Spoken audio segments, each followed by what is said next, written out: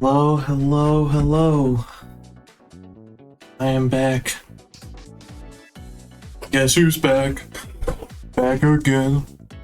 Shady's back. Tell a friend. I'm gonna look up my Twitch real quick, make sure I'm actually streaming. And let me see. Yeah, I think it's working. Pretty sure. Yep, it's working. It's working. So, suppose now I have to start my thing. It's Tier List Thursday. Another fantastic Tier List Thursday. And not even hopefully, it is gonna be the last one. There are, let me count here, 2, 3, 4, 5, 35 songs to go through in Guilty Gear Strive. The final game. It is the final game. So, I mean, without further ado, let's just get right into it, right? Here we are. So, should I get lyrics videos? I think I should get lyrics videos. Shush. I'm done with this playlist. Guilty Gear Strive lyrics videos.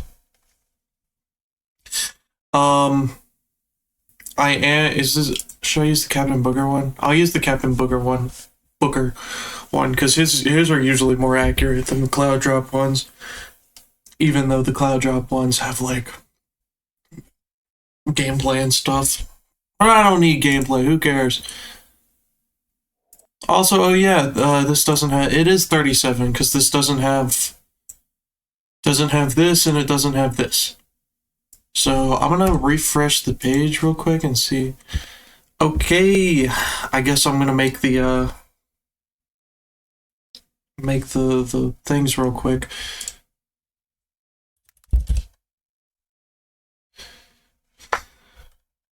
Google Slides. Okay, doing a side before the pre-Tier List Thursday rigmarole thing, I guess. So on to the next one. So how am I gonna do this? It's a big line.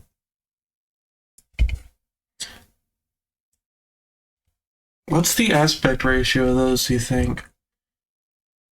Actually, I bet it's just like the full. I bet it is just like a just a full PowerPoint presentation. Oh, whoops! You're not supposed to see that. Spoilers. I clicked on the wrong untitled presentation. Oh well. So yeah, I'll just Is there a Guilty Gear font? Impact font Strive version R/.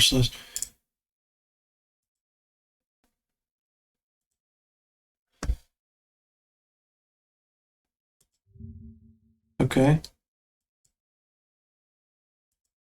Can I put that in my...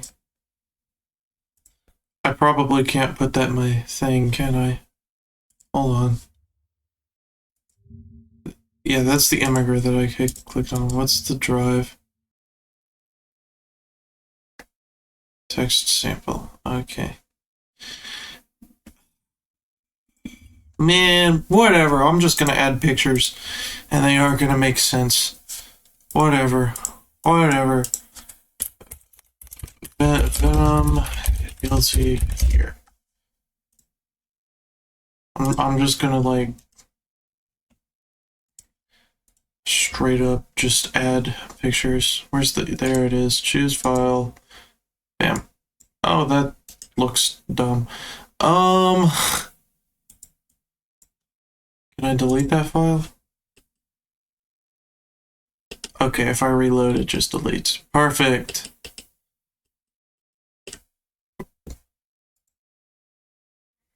Man, whatever. I'll just say where I put them. I will just say where I put them. Or I won't, you know what? I won't rank them. I'll just say where I put him now. 10th of myself would be somewhere in Bullshit Blazing. Shelter from Rain would be somewhere in S. That's what I think of them. So without further ado, finally, let's do the thing, shall we?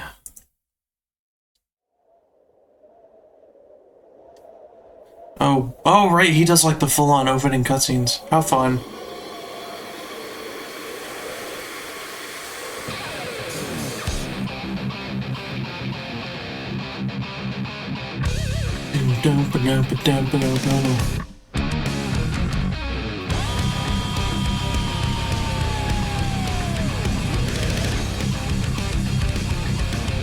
This is such a good opening riff. I know who I am. The moonlight lakes Told me this is who you are. My vision so long. My nails are sharp on the light. That is me. I What? Oh, as probably everybody who watches this knows, Smell of the Game is the opening, or is the theme of the opening movie. It is the song used for the opening movie in Guilty Gear Strive. And what can I say? It's a really good fit for an opening movie.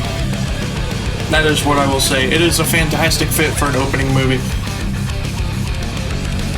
However, I would say I'm not as enamored with Smell of the Game as other people are. You know, because I see Smell of the Game pretty consistently ranked as one of the best songs in Strive.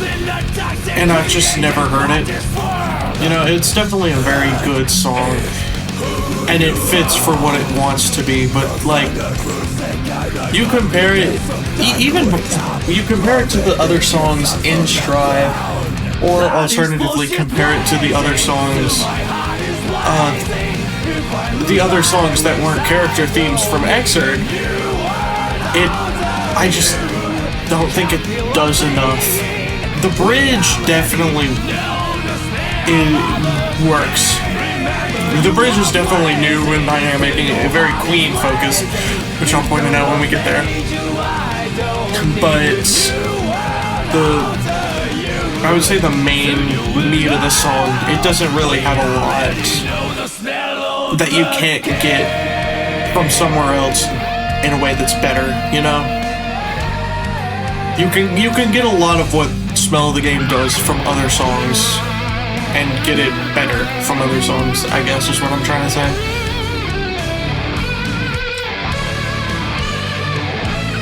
I don't know. Is it just me or is this way quieter than Captain Booker? Captain Booker maybe, I'm not gonna look at the comments. Captain Booker might be a little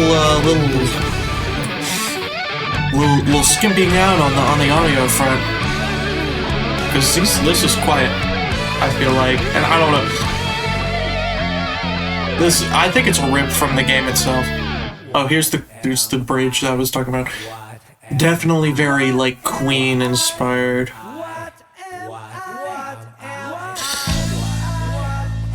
You know, and then we get to the monologue.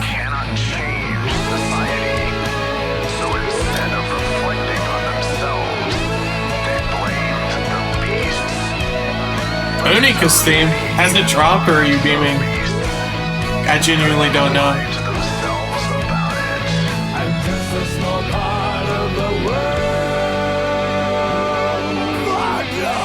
It's not on this playlist, so I guess not.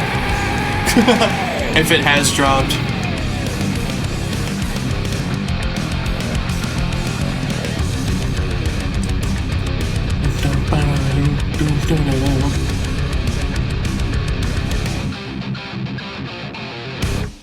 Can't you see I'm blazing? Still my heart is blazing. If the words kill me, I don't need a new one. Oh, it got leaked? Bruh.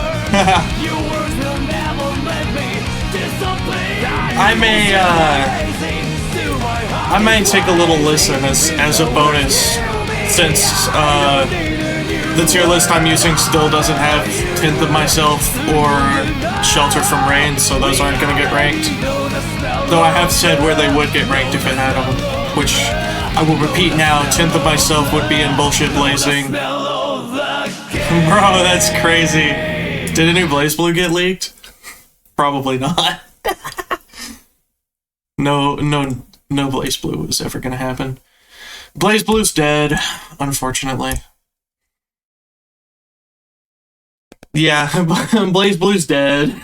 Rip Blaze Blue. It's never coming back. Except for weird Chinese roguelike. Is it a roguelike? Okay. Yeah, you can send it to me. I may that may be probably if the file is small enough, and you've got premium. You got Big Boy Premium, so you may be able to do it. I probably wouldn't be able to because I don't pay for Discord. But smell of the game. But yeah, that would be a bonus. I probably would save my opinion on it though, because I imagine it's not done. Whatever. Arxis ain't gonna see this. I average 1 viewer a stream. Who cares?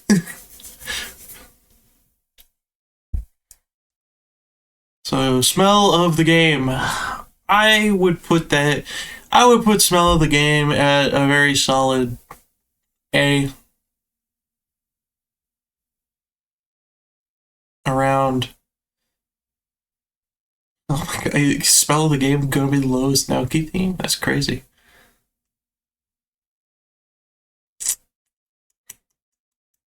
Probably there.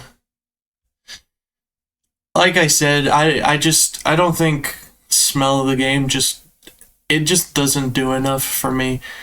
You know, it just never really clicked with me the same way it clicked with a lot of other people, I guess.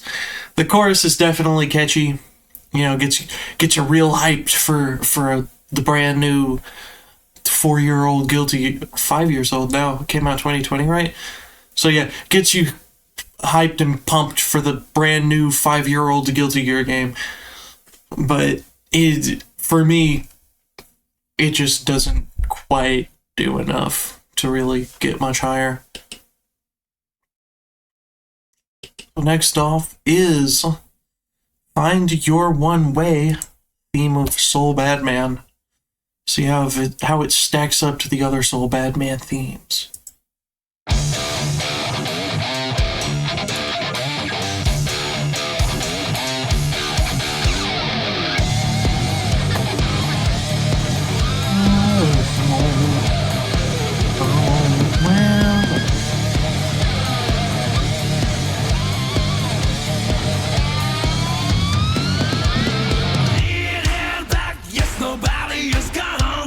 And I'm pretty sure that opening had bits of the riff that's been around since since Keep Yourself Alive, the Keep Yourself Alive riff.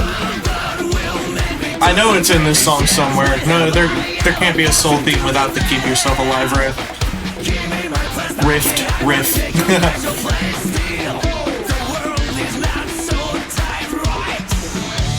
And something I really like about that verse is I really like the bongos. You know, very Queen inspired again.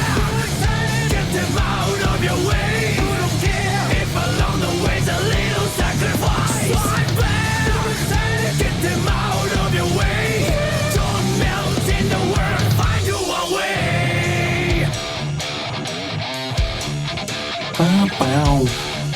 Oh, dang.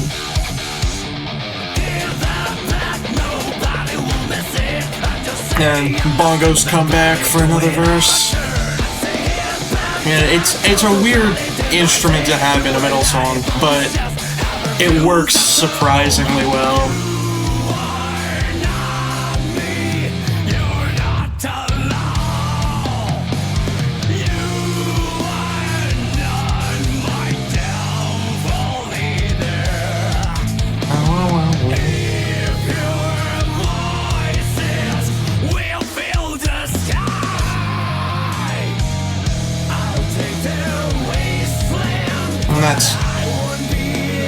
mean, it certainly is a bridge. And the chorus in Find Your One Way is very catchy, of course.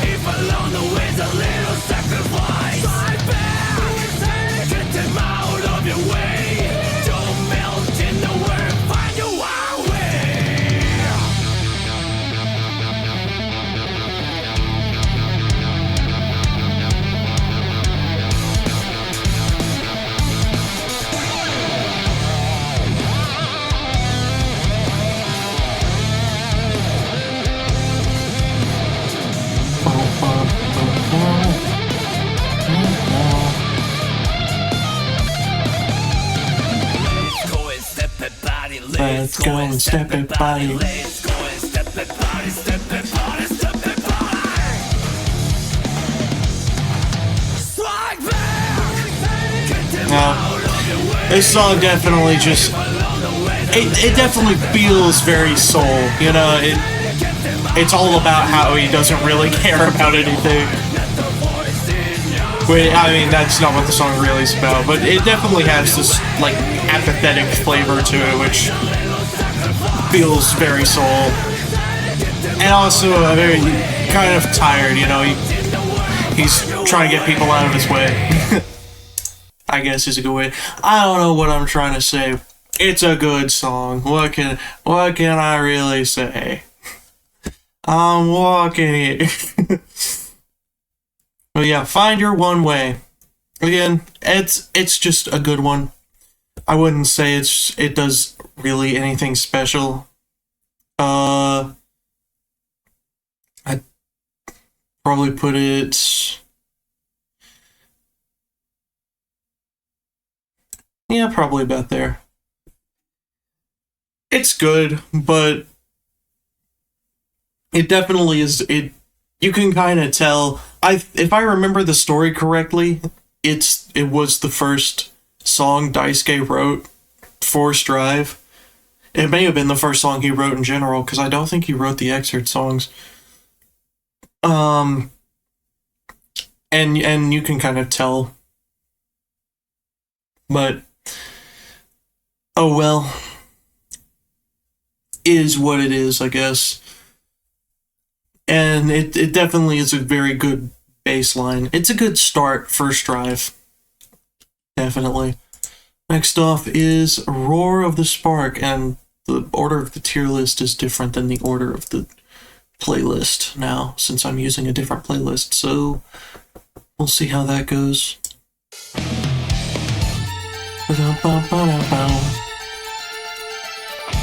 And one thing I really like about this song is the working in of the Holy Orders riff. Because I think the Strive songs, just by the very nature of them being lyrical or vocal, they stray the most away from the original themes. So I appreciate that a lot of work kind of went into making the Strive themes really feel like their old themes and working in a lot of the leitmotifs. I'm sure there's stuff from Magnolia Eclair in here as well, but I'm not to listen to Magnolia Eclair as much, you know.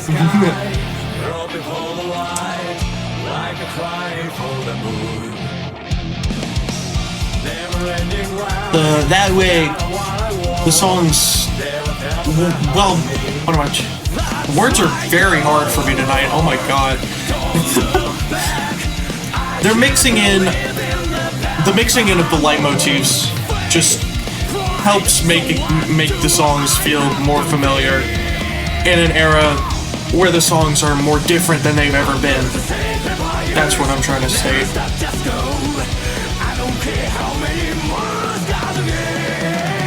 I'm in the fire. I'm going as far as I can.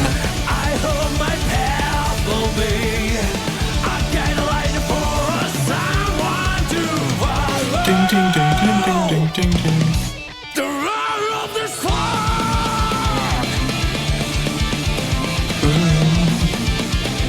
And again, Roar of the Spark, kind of like Find Your One Way. It doesn't like say a lot about Kai as a character, and I don't think it really needs to. It just kind of restates what Kai has been doing for all the other games, or what he's been feeling for all the other games. Which, that's what a lot of these, like, kind of earlier ones do. Really, all of the ones from, like, the characters that were in the demo are kind of along that baseline. So up until Potemkin, it's really with Alone Infection where they start going crazy with the lyrics. And I suppose since Kai is just a much more complicated character than a lot of other characters in Guilty Gear, it would be rough to really put, or it would be tough, not rough, tough to really put a lot of his, like, nuance into just one song, so. Roar of the Spark, it does a good enough job summarizing, I guess, giving the cliff notes of Kai Kisk. Or Kisk? Is it Kisk or Kisk? Or something else that's absurd. I know it's supposed to be French, but I don't speak that language of lies and treachery, so...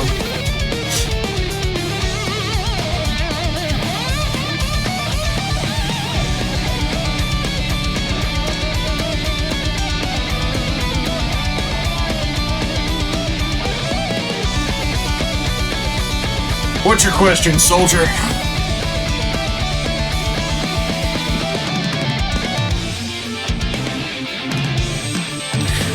I am Central. I'm Central. So it's 11:24 for me right now.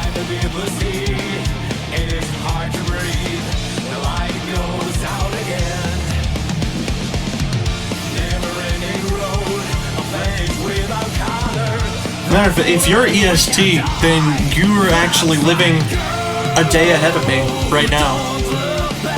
For half an hour longer, you're living a day ahead of me.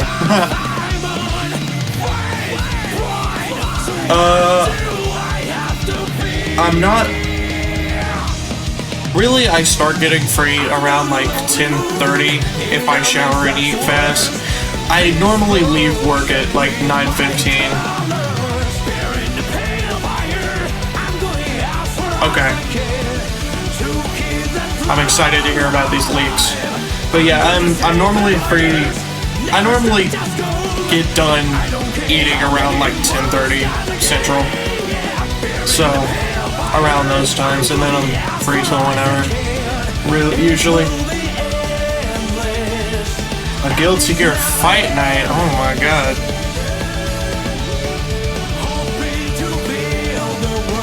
Okay. Actually, tomorrow, I almost forgot. Tomorrow I actually do have a morning shift for the first time in like 10 years, so I actually can do a little earlier, though I do have to prep some stuff for a party I'm doing on Saturday, but that's unrelated. I actually probably could be done by 9 p.m. So yeah, I can definitely try to get in on that 100%. You can send me some deets. But Roar of the Spark. The Roar of the Spark is a song that I would put in S tier. Perhaps a bit of a controversial decision. Yeah.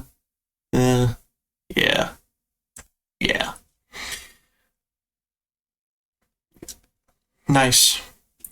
Perhaps a bit of a controversial decision to put Roar of the Spark in not Bullshit Blazing, because Roar of the Spark is another one that's like I've seen frequently cited as like one of the best in Strive. But there are other songs, especially some of the songs that were done in the DLCs, that just really elevate what a song in Strive can be. And I don't think Roar of the Spark quite matches that level. That something like... Well, I don't want to give spoilers. Or I can give spoilers because I'm not going to rank it because it's not on this tier list yet. It doesn't quite match the level that, like, A Tenth of Myself reaches. Just because by that point, the team is a lot more confident in what they're doing and therefore can experiment with their formula a little bit more. Yeah. Tenth of myself mentioned in a positive way. Cyber is happy.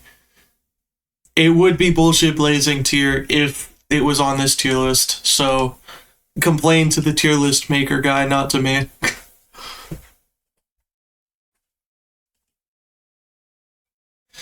So next off is Armor-Clad Faith, which actually skips a couple ones. 1, 2, skip a few type order. Oh boy. Was a season 5 leaked? I'm actually super curious about that, because I'm fairly confident they're going to do season 5. But I would like to know if it was leaked or not. That's interesting. Yeah. Yeah, I knew season 3 did really well because, I mean, they were back-to-back bangers. Like Johnny, Elfelt, Abba, and Slayer is a banger lineup of characters. Like, because Abba was I think Abba was one of the most requested characters on the polls. Elfelt was one of the most I think all 4 of those characters were like among the most requested characters on the polls. So I know season 3 did really well. Oh, I'll bet. But yeah, like, I'm sure season 3 did really well, because people, I mean, I think they sponsored Max, right? They sponsored Maximilian, dude. With Elfelt, when Elfelt came out, I think they sponsored him for Elfelt, and he, like, did something with Elfelt, so that probably got a lot of eyes back on the game. And then, of course, they're doing a guest character this season as their final character in the season.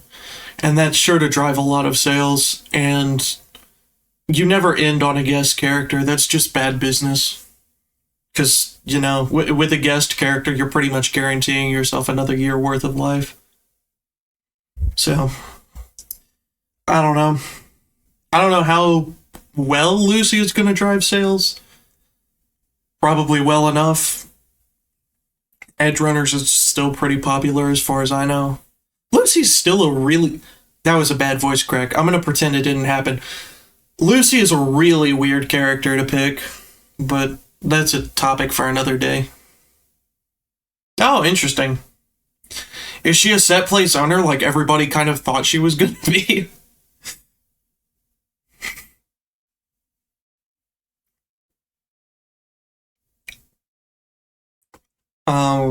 I don't know. I'll complain about Lucy at a later day. Honestly, that's probably an idea for a main channel video, is me yapping about my thoughts on Lucy. Lukey. Sure, I'm down to be told. Anyways, Armor-Clad Faith. Potemkin's theme. The bastard that has made me drop Strive for the time being, because oh my god, I hate fighting Potemkin right now.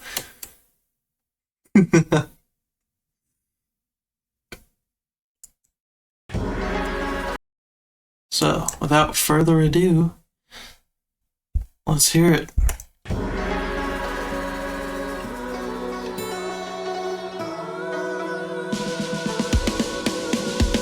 Oh, they're pausing. I like that, pausing on the Heavenly is goated. Oh, and then he lands the Heavenly. That's goated. Goated editing.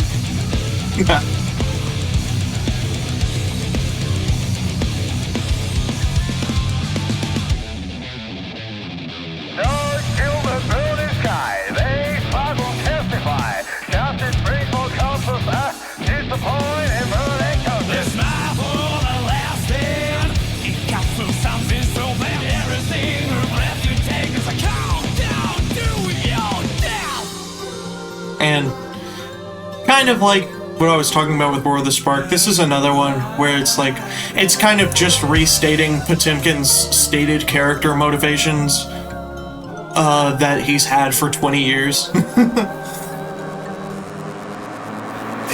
Which, it's stating them in a way that is definitely interesting, because this is probably the heaviest a Potemkin theme has ever been. which works really well in its favor because I really like how heavy it feels at times. I know, for real.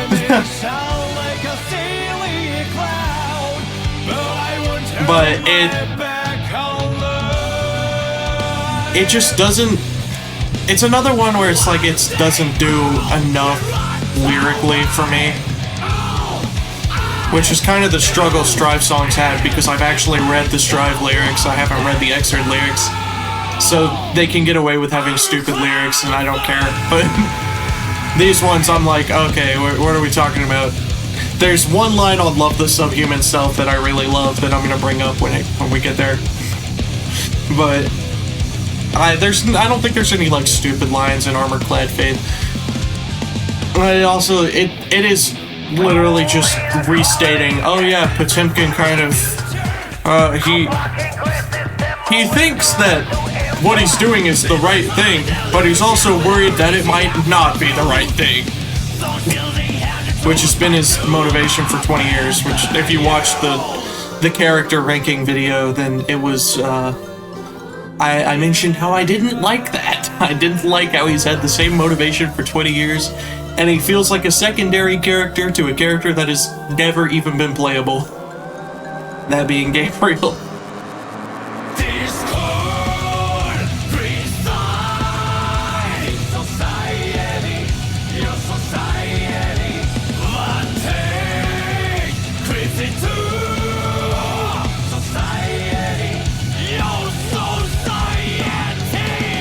But I don't know. I've been excessively negative so far, so I'm gonna say something I like.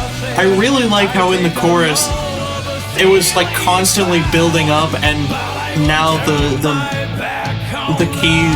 What am I saying? The key is at the highest it is. You know, it's kind of at the highest point of the song. So it like the build up feels like Potemkin is hitting you with a buster, which is a really cool like musical thing. I don't quite know how to describe it. But everybody I've ever seen do an edit with this song uses the chorus for the heavenly, and it really feels, it makes you feel like you're hitting a heavenly Potemkin buster, you know?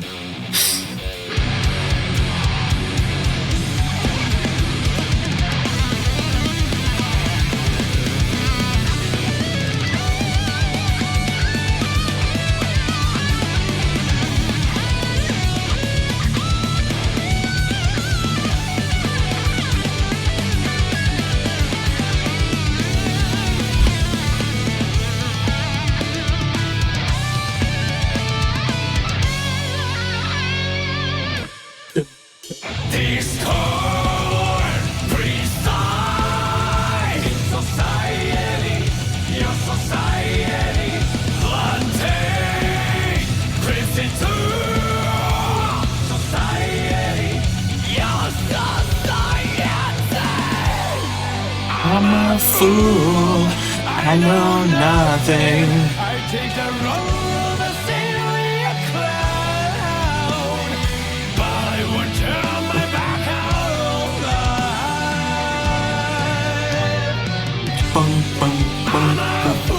I also really like the brass in the background of this like final chorus. It's a really weird addition, but it works in a really odd way.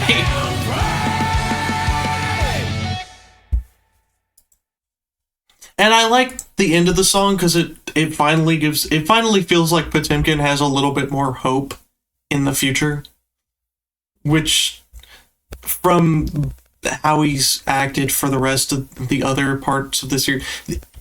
What am I trying to say? How he's acted in the earlier entries. Those are the words. In the earlier entries of the series. See you in a minute, I guess. In the earlier entries of the series, he talks, he seems very pessimistic in a weird way. Like he's still fighting for a better future, but he doesn't quite believe in it. And I think Armor-Clad Faith, at the very least, signals the start of a turning point with his character, which hopefully will be paid off eventually. Hopefully. So, Armor-Clad Faith, I think it goes top of B for me. Armor-Clad, it's never been one that, like, or top of A minus, excuse me, not top of B, top of A minus. It's never been one that's particularly enraptured me, and that's probably always going to remain the case.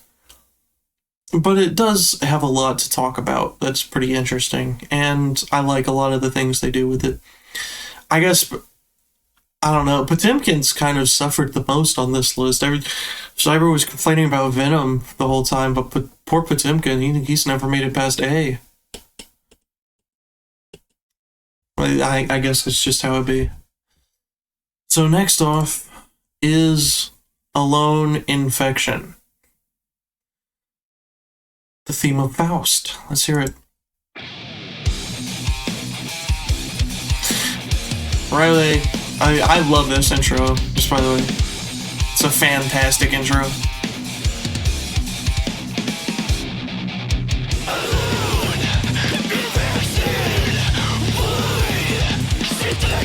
And I love how the guitar work, how it feels so weird and offbeat. And it showcases how, like, at this point in the series, Faust is, like, at his weirdest.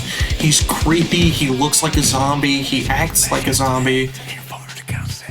And his theme reflects that change in his character very well.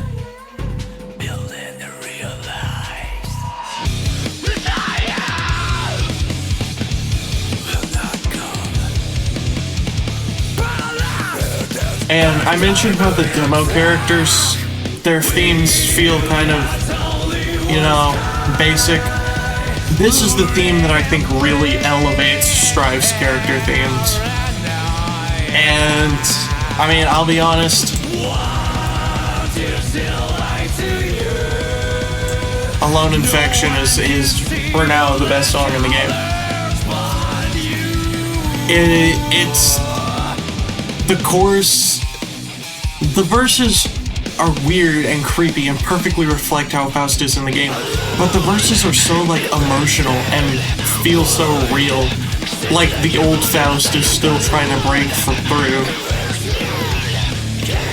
And I don't know, if you haven't seen it, the YouTuber Toxic Pyro, who's not me and is completely unrelated to me,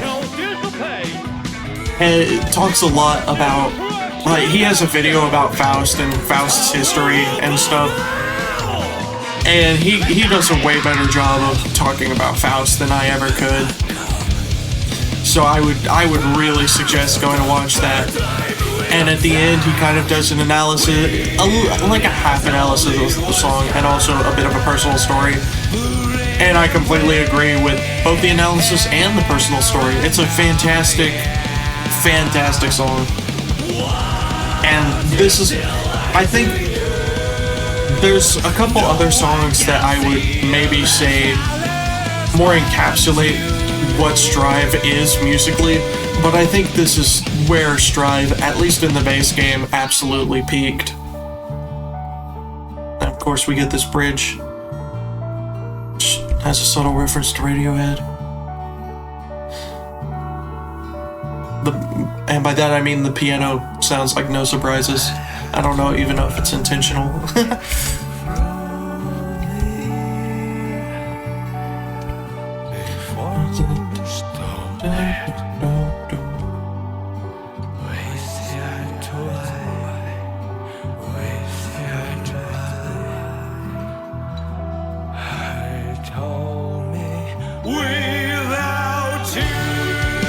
And then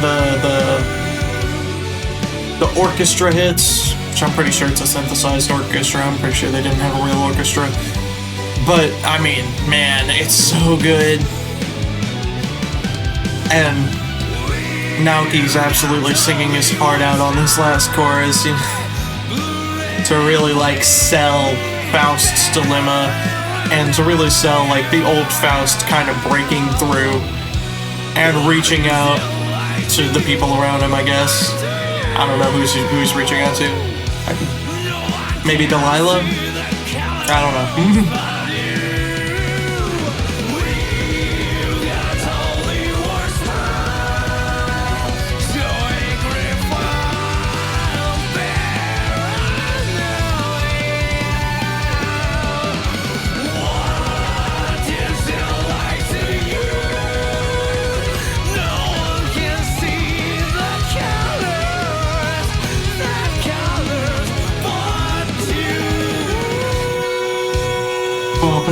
bum.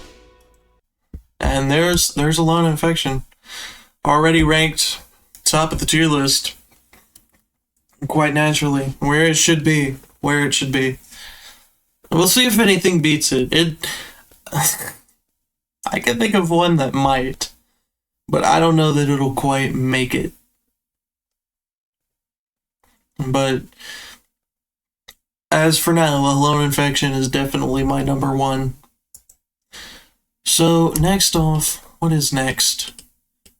The Name of Heaven already? Okay, jeez Louise. What were they on when they were making the track list for Necessary Discrepancy? How far down is it? Oh my god.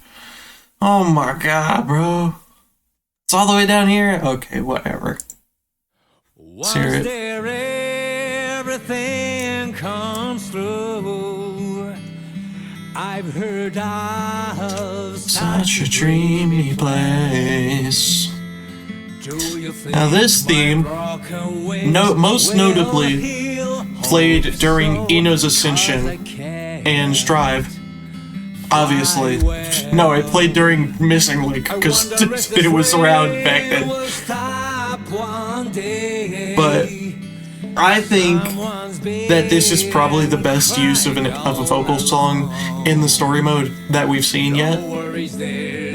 It's so... That whole scene is just like probably the best thing to ever come out of Guilty Gear. And the music adds so much to that scene. It's so emotional for me. Going from an already emotional song to another emotional song, oh my god. I believe it's also the arcade credits theme, but whatever.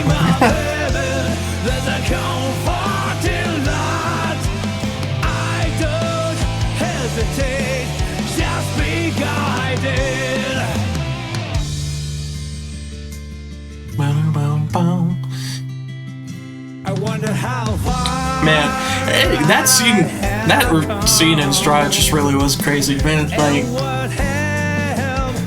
I hope one day, I don't know, if I can manifest this into the world, some like animator animates both the full scene, but also I would love to see like every Guilty Gear character have a tear run down their face. I think that'd be so cool. Which it makes me kind of sound like a psychopath out of context, but whatever.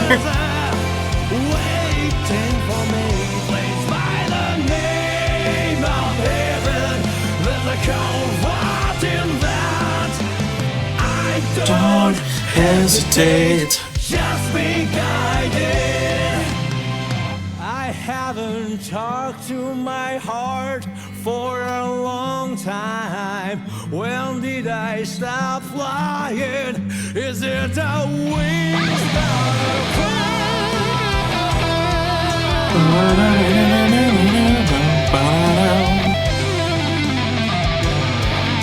This is just a very good guitar solo, a very bluesy guitar solo.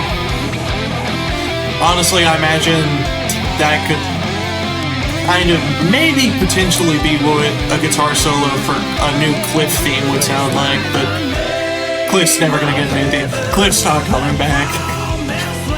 I could maybe see Justice coming back in Strive, but Cliff's not coming back. Let's keep it real. Like, people, I can see Justice coming back just because I know people are voting for Justice because they spammed nukes in plus R. Like the bastards they all are.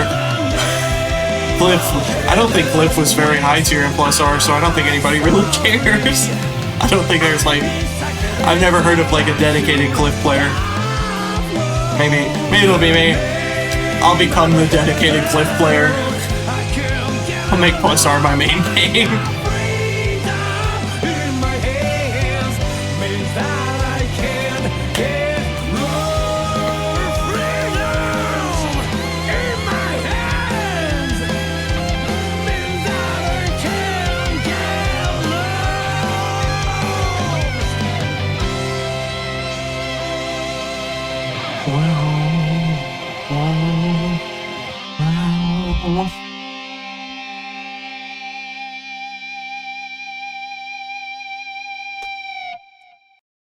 There you have it.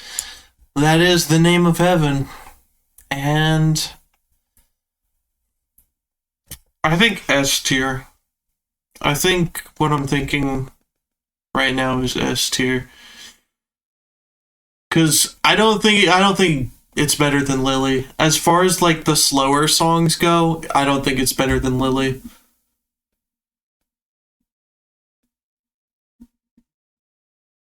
But I would say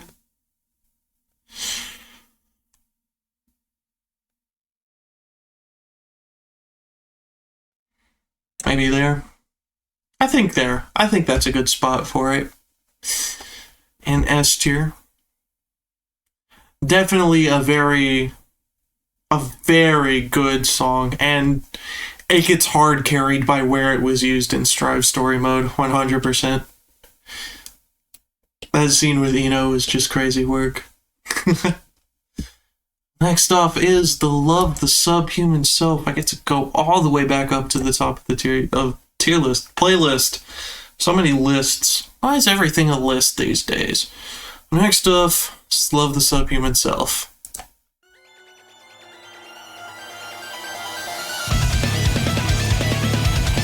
And I've said this before, I'll say it again. I would describe Love the Subhuman Self as like the quintessential Strive song.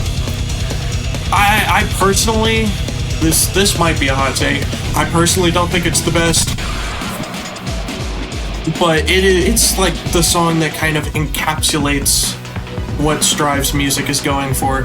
And I think if you have a friend who's like, oh, I kind of want to get into Guilty Gear, what's some like good stuff to talk about or listen to or whatever, Love the Subhuman Self should be the first song you show them. Love the Subhuman Self, Holy Orders, Be Just or Be Dead, maybe Keep Yourself Alive, and I don't know, something, probably like Heavy Day from Xrd, Heavy Day or Big Blast Sonic.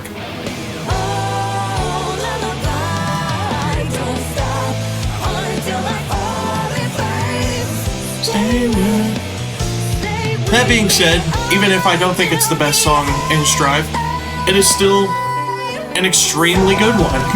An extremely good one. And it definitely... Is it my favorite Aisha song? I don't think it's my favorite Aisha song either. But it sells me on Aisha being on some of these songs, for sure, if Disaster of Passion didn't.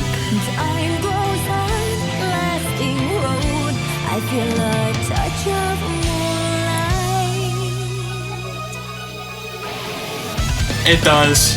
It really, it's such a, like, and it works so well with Millia's gameplay too. It's kind of like Ride the Pain. It's very fast-paced, but it's fast-paced in a way that's different from Chips, where it makes you feel like doing mix-ups and not like just running at your opponent like an idiot. Oh wait, my favorite lyric in all of Strive is coming up soon. I gotta point it out.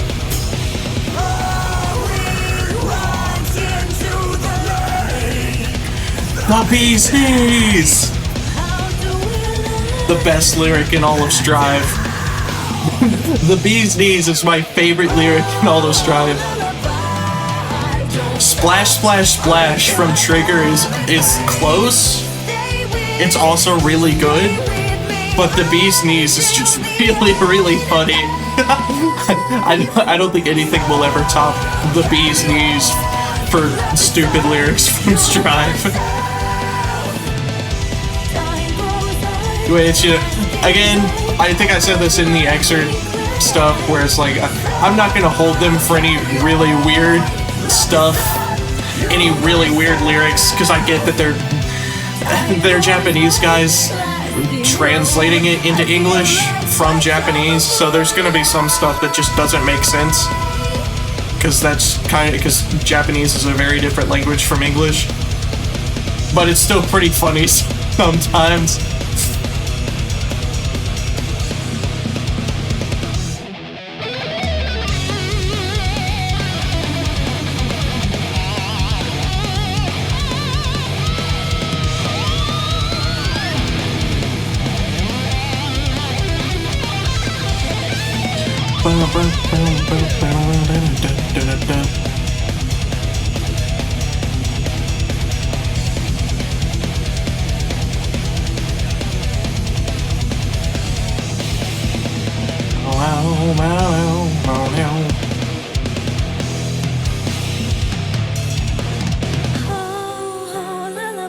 And it also works really well for Amelia because it's kind of discussing her like deep-seated self-hatred due to being an assassin. And I don't know. I'm not gonna give like super in-depth analyses of all these songs. There's plenty of videos out there that do that already. Of like the lyrics of the songs anyways. But Amelia's is a good one. Good one. And Love the Subhuman Self, that's a lyric that's just like, it's very, what am I trying to say? Not meaningful. What's the word? I'm losing all my words tonight. I need to like ingest a dictionary or something. It's just a very memorable lyric, you know? Like, love the subhuman self. That's just a good lyric. Oh, shut up. It's not your turn, Zato. It's not your turn. It's not your turn for a bit. So, love the subhuman self. Come back. What's happening? My mouse is freaking out. Okay. Love the subhuman self. Definitely goes up here into Bullshit Blazing. But where?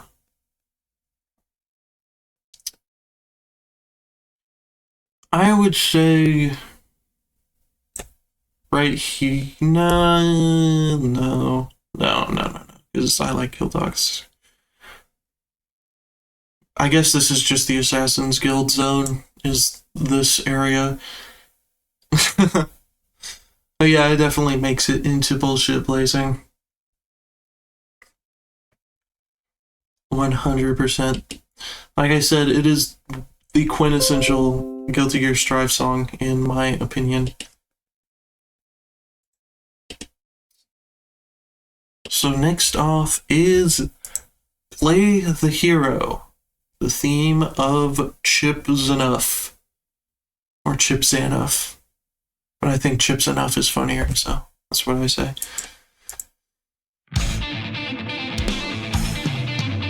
Both of the rushdown characters with like 0.1% health, back to back.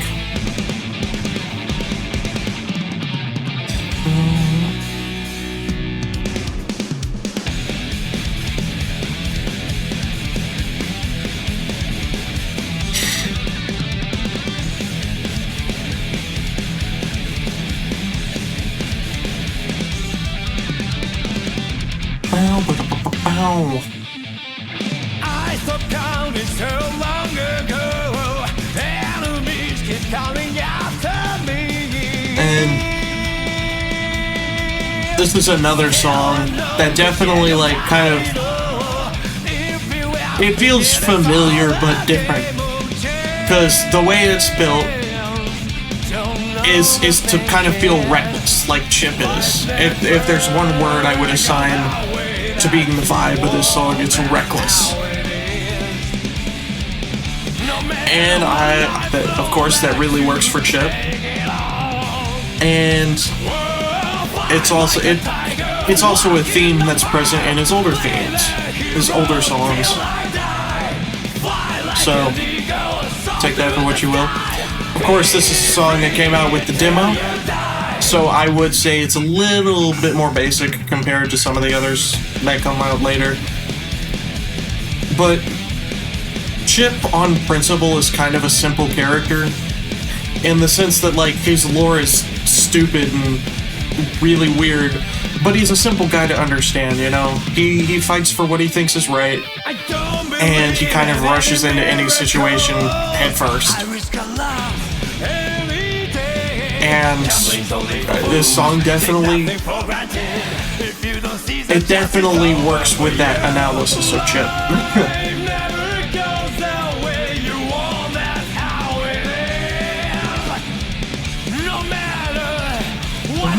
weapons, set all head on. Whoa, fight like a tiger, walk in the power, play the hero till I die. Fly like an eagle, soar through the sky, be free till you die.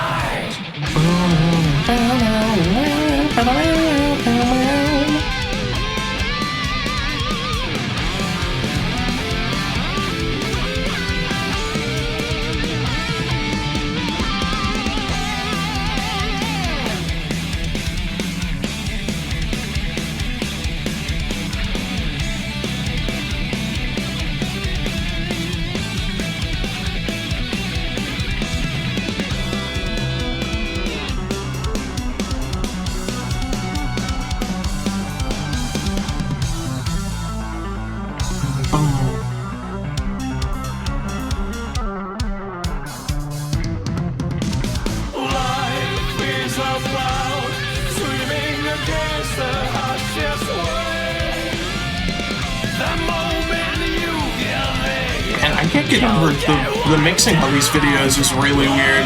I don't know what Captain Booker is doing, but he's not mixing very well. That much I can say. Fly like an eagle, soar through the sky, be free till you die. Fight like a tiger, fight like a tiger. Fly like an eagle, soar through the sky, be free.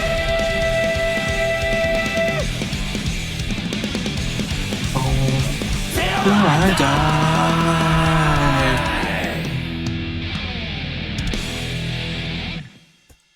All right. That is Play the Hero. Oh my god, we still have 28 songs left. I may have to go speedy mode, start going speedy mode. Play the Hero, I would definitely rank at a solid A tier. It's another, or honestly, A plus. A plus. Yeah. Yeah, that's where I would put it. In A plus. That's how I feel. It's another good one. It works with Chip pretty well, but it's just kind of simple at the end of the day. It doesn't do a lot. So let's see, 27 songs left. I don't know. I think what I'm gonna do, in the interest of time, because I have a morning shift in the morning. What I'm going to do is I'm only gonna listen to like the first verse, first chorus, and then for stuff like Let Me Carve Your Way or Necessary Discrepancy, or stuff that kind of hinges on like the ending, I'll listen to that as well, just so I can get kind of the full experience. But it's mainly just going to be first verse, first chorus. But trust me, I've listened to all these songs like a million times before. Strive is easily my most listened to soundtrack because I just didn't listen to the older stuff for like a year. I don't even know why, I just didn't. So, without further ado, time to kick up the speed on Disaster of Passion.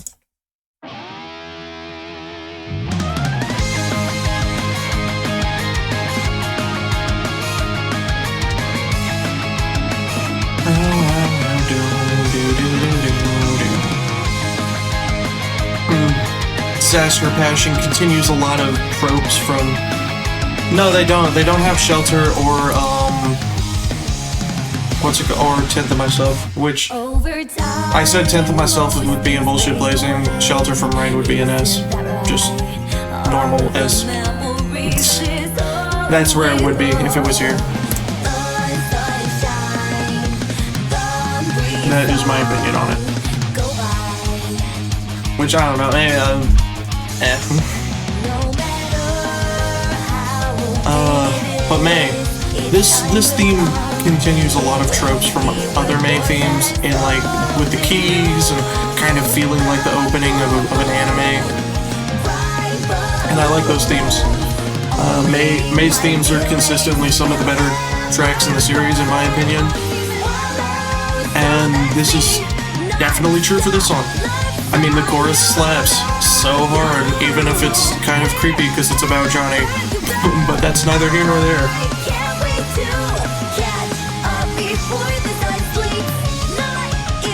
Short umbrella, I'm the disaster of passion. Oh, now.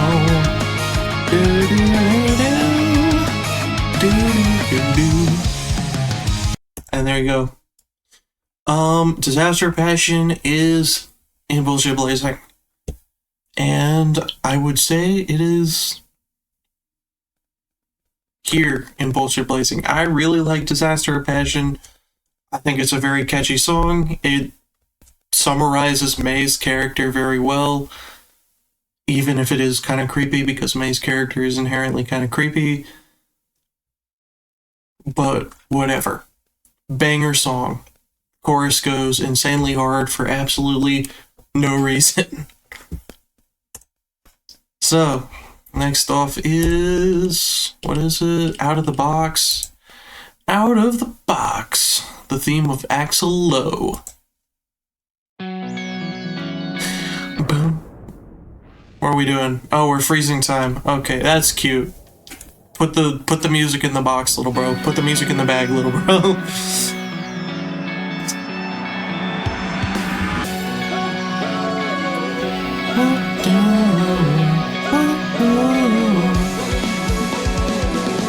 And I will say, I don't particularly care for this song. Yeah, it is a JoJo. Stop talking. JoJo record. But I do not particularly care for this song because, in my opinion, it kind of fails to capture the older Axl themes well. In the sense of, like, if you listen to every Axl theme back to back, go from March of the Wicked King to the name of the second one that I'm forgetting, to a Slow Waker, to Out of the Box. Out of the Box just doesn't flow with the rest of them. It doesn't have a lot of, like, it doesn't have the riff from March of the Wicked King that was in all the other themes. It just doesn't hit as hard, I guess. You know? And I can definitely tell they experimented a lot to kind of make it more like chill, I guess, since Axl's such a chill character.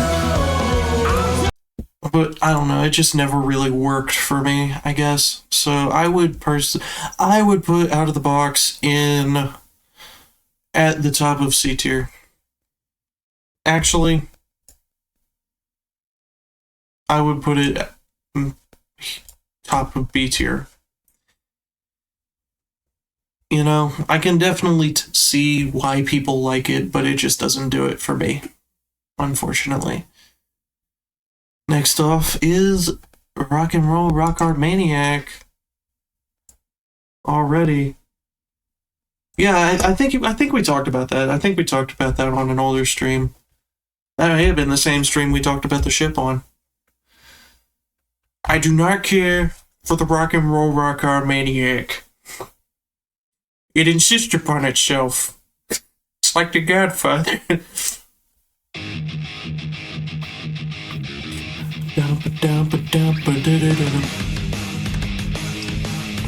And I'll say this, my opinion's probably a little bit more favorable than yours, because it's definitely not my least favorite in Strive.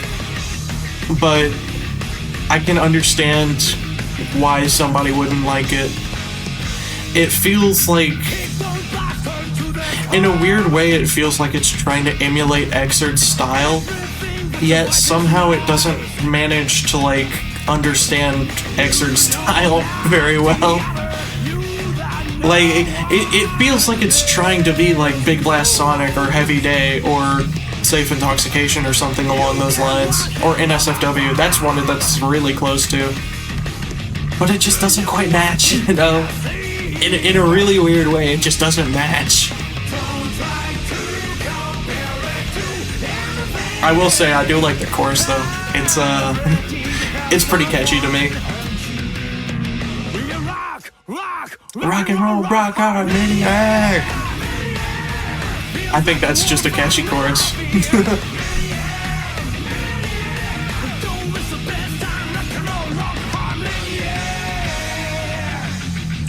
I don't know. Or maybe you just don't like that he says kick those bastards to the curb like 50 billion times. But where would I put it? It's not as good as Armor Clad Faith, I can tell you that much. Should I go for the ultimate slander? Should I really do it? Ooh, I'm tempted. I'm tempted. I think I'm gonna do it. This is the last stream. This is the end of Guilty Gear Music Tier List Evangelion. I have to make Cyber unreasonably upset. There we go. Absolute cinema.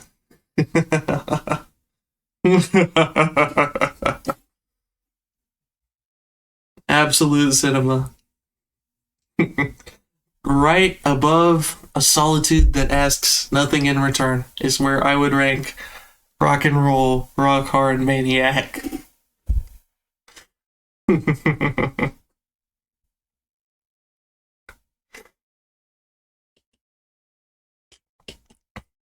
And I could have ranked it in like S plus to be funny, but I think that's funnier.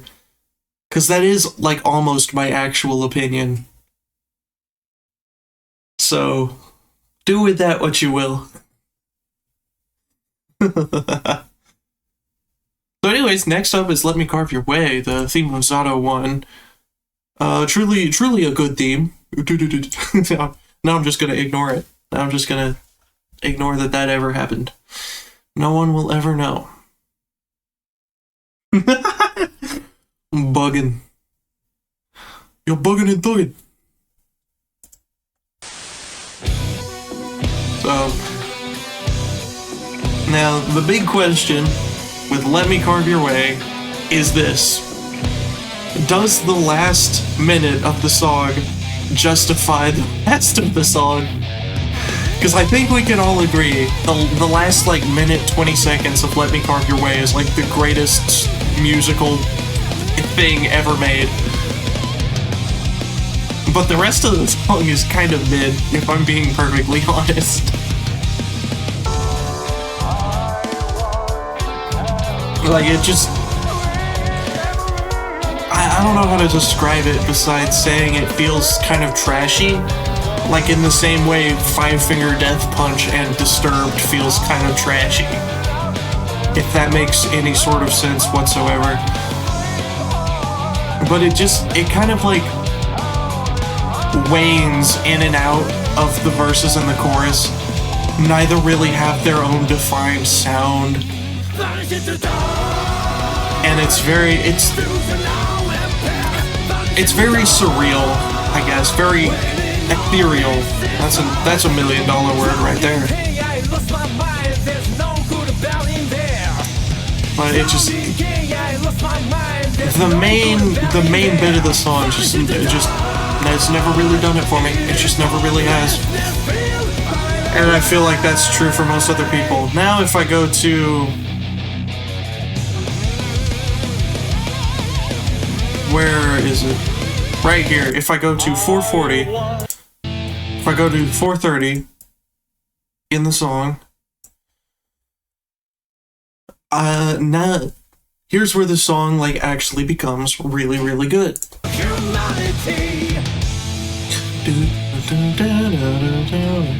Which I think I'll just let this speak for itself because it absolutely can. I once had some sweet memories. Each world remains all the same. How can I remember those moments, sweetheart?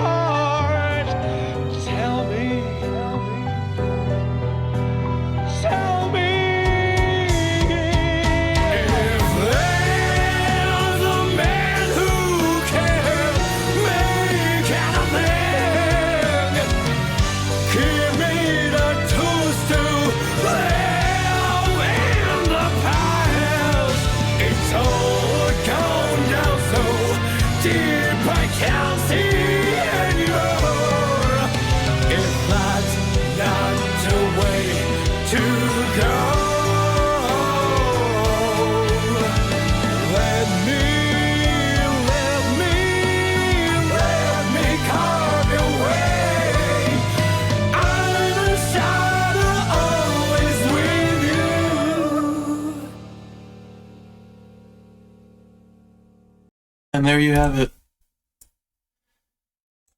So, once again, the question becomes, does the last minute of the song justify the rest of it? And if I'm being completely and totally honest, for me, the answer is no. You're never, you don't even have a chance of hearing that last bit in a normal match of Guilty Gear Strive. So the hearing it in gameplay argument's already out of the question. I don't think anybody was going to make it anyways, but it's out of the question. And beyond that, it's like you have to sit through 4 minutes and 30 seconds of like the most weirdly nothing metal song I've ever heard. Well, maybe not ever. I've unfortunately I've listened to a lot of Perfect Circle recently. So there's my big slander of the day, is Perfect Circle slander. To get to like a minute of some of the greatest music ever put to a video game ever. And I personally do not think it is worth it. If you do think it's worth it, then that's fair. I would say that that's fair. But I just do not think it's worth it. Therefore, I would put it down here. So, next off is Necessary Discrepancy, Ramlethal's theme. Let's hear it.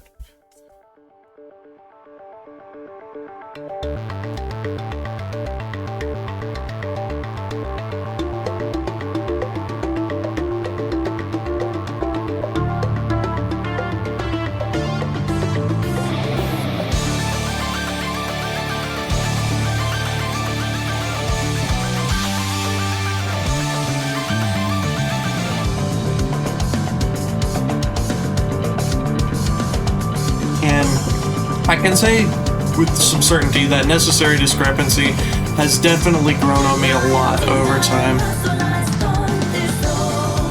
It's one of those... When I first started and first listened to it, I thought it was kind of mid. I didn't think it was really that good. But the more I listen to it, the more I really have come to like it and appreciate what it is. For one, it's the only duet between Naoki and Aisha, which I think they should really do those more. It would have worked really well if they did a duet on Symphony, because then Naoki could be Paracelsus and Aisha could be ABBA, but that's neither here nor there. But it's also just really just interesting in the way it constantly is building upon itself, and just the build-up and the build-up and the build-up to the final chorus, which in a way is kind of similar to Let Me Carve Your Way. But with Let Me Carve Your Way, you kind of have to sit through the first bit of the song to get to the good stuff. And neither part really had much to do with each other musically. In this song, in Necessary Discrepancy, it's all build-up. It is building up to like that climax at the end. Which sounds very sexual, but I don't mean it in that way. Maybe if it was Ramlethal's design and excerpt, but whatever.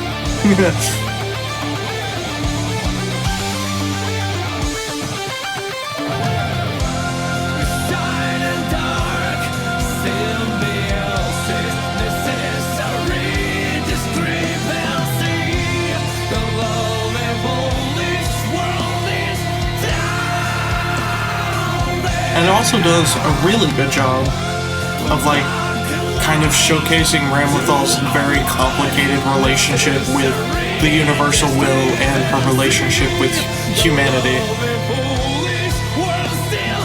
Which I think is inherently just a very interesting premise for a song. And I'm glad that they did it, I guess. And Ramlethal is just a very good choice for a base roster in this game.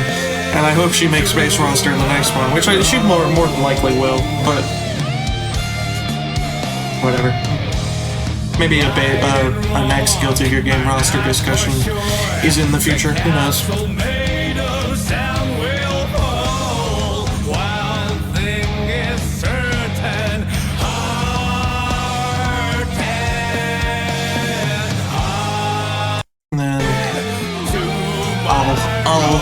show off what they really spent the song building up to, because I would like to do that. Right and wrong, and not for sure. The castle made of sand will fall. One thing is certain. And this part it kind of represents Ramlethal kind of breaking away from the universal will. I think it's another just very emotional song moment, which I really appreciate them doing, because it works really well, especially for the type of character that Ramlethal is.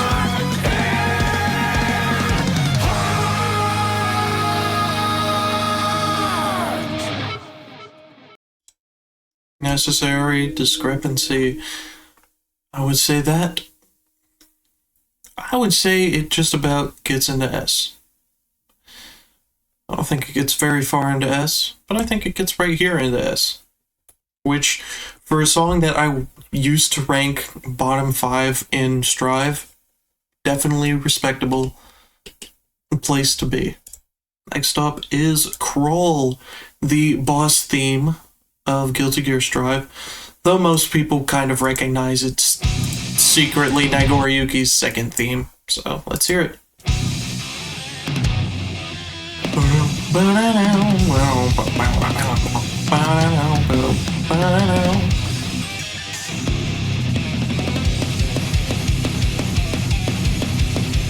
And even though I really like Sky Should Be High, Crawl is definitely like the better boss theme if you're just rating them on like the feel of a boss theme, I guess. Because Sky Should Be High kind of blends in with some of the other Exer vocal tracks. Like it doesn't do a lot differently. Crawl, you can tell that this is a boss theme. Like it is so much more aggressive than a majority of other tracks from this game. And it definitely works for what it's trying to go for.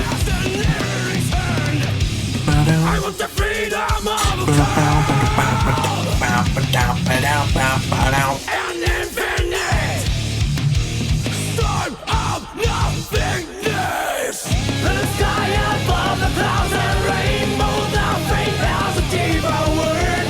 I gave up hope, but I'm not going to be lost to my living. And it's weird because Crawl, like, ironically, it kind of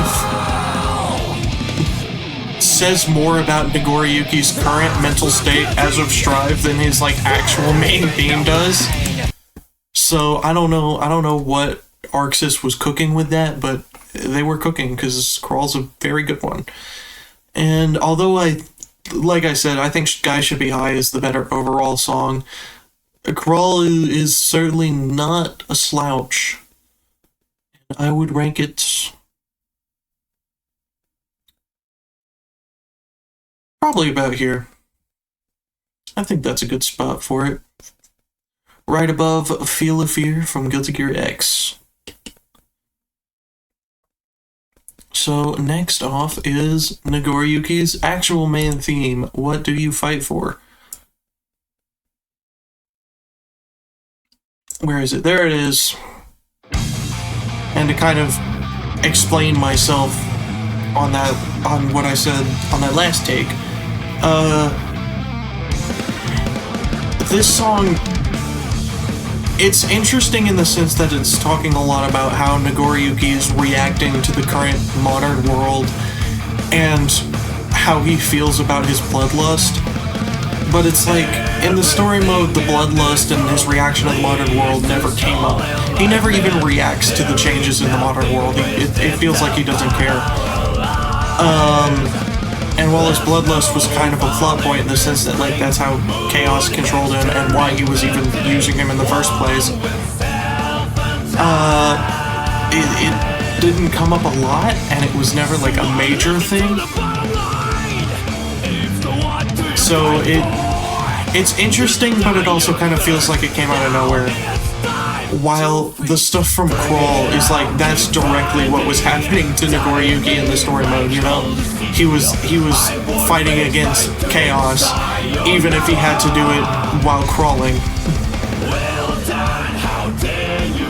So, I don't know. That being said, What Do You Fight For is a very catchy song. And it weirdly, like, it's like it has Japanese influences, but I can't quite place them, you know? It's weird in that I But What Do You Fight For is definitely very solid A tier. Oh my god, I almost just died.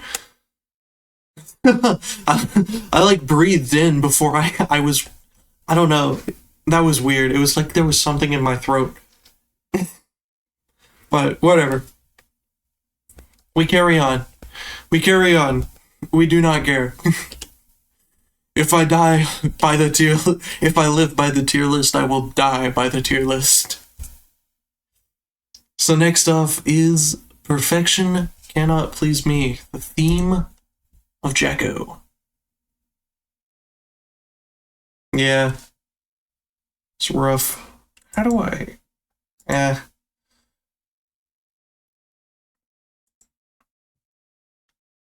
I really need to figure out how to ban all these guys. Whatever. Whatever. They can... It ups my engagement. When I check my stream engagement at the end of the night, I see this many unique people chatted, and it boosts my ego, so they can stay, I guess.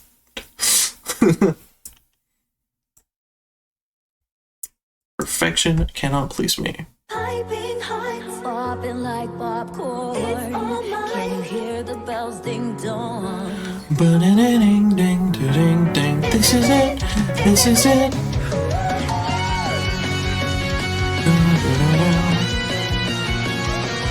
I love that they brought back the, oh shoot, now I'm forgetting the name of the instrument.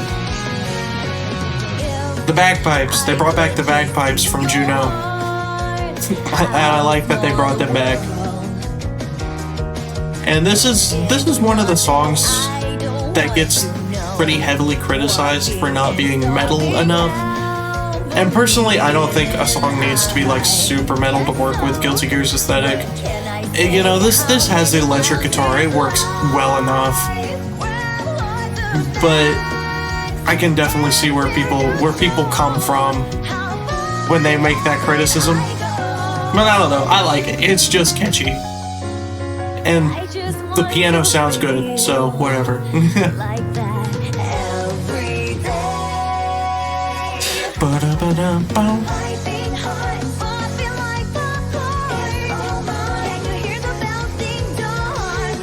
Every last one.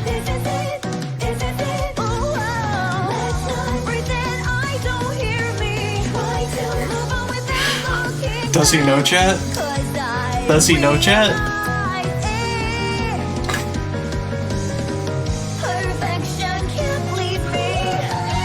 She cooks on most of them. I'd say the strong majority. I'd say the strong majority she cooks on. Perfection Can't Please Me is catchy, and it works really well for Jacko, but I can't really say much for it beyond that. I don't know. I'll give it above something, above Magnolia Eclair for the bagpipes. He doesn't know chat. He does not know chat.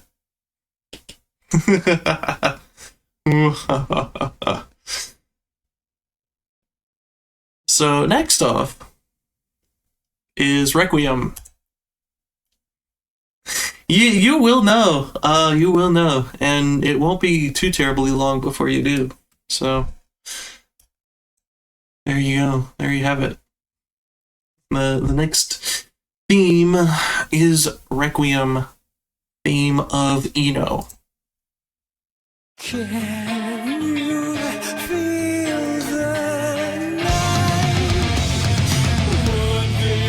And I would say, if there's one thing I think Guilty Gear as a whole has been, like, missing musically, is very villainous songs, and Requiem really scratches that itch. It sounds villainous, it sounds dangerous, And Ino's themes, I'm gonna be completely honest, Ino's themes don't really do a lot for me, her older themes. They kind of, for a character who literally uses a guitar as a weapon, the guitar work can stand to have some improvement.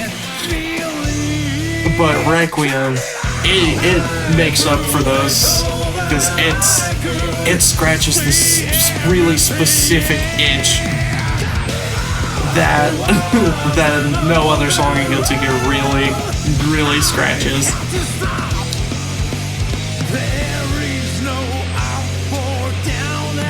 All the clouds and I can't breathe. And then this part, it really just feels like flying, if that makes sense at all. It feels like you're flying during this chorus, which I think is good. It's a really good sound to it.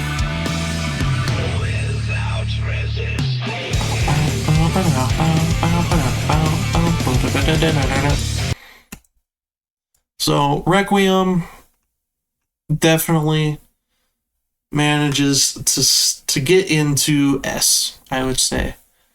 I don't know that it quite makes it into Bullshit Blazing, despite all the glazery I was giving, but it is really good, and I'm glad that there's at least one, like, really venomous song. The source code got leaked. Holy crap. I could make Strive 2, except actually good? Holy moly!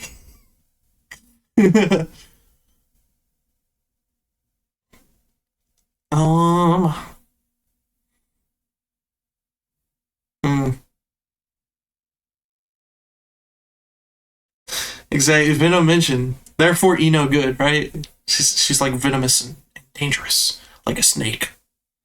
Or a symbiote, since we're mentioning Venom, and I don't know, we can talk about all sorts of Venom. Venom. That's what Venom's theme in Strive should have been. It'd be the best song in the game if it was just Venom by Eminem.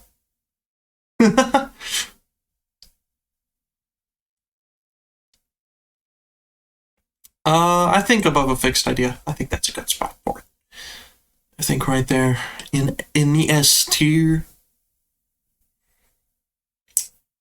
So next off, it's The Kiss of Death, theme of Gold Lewis Dickinson, who is currently in a fight with Giovanna on who is the most forgettable newcomer to Strive. And unfortunately, I think Giovanna is losing, because I love Gold Lewis immensely. Dick in Sun. Ooh.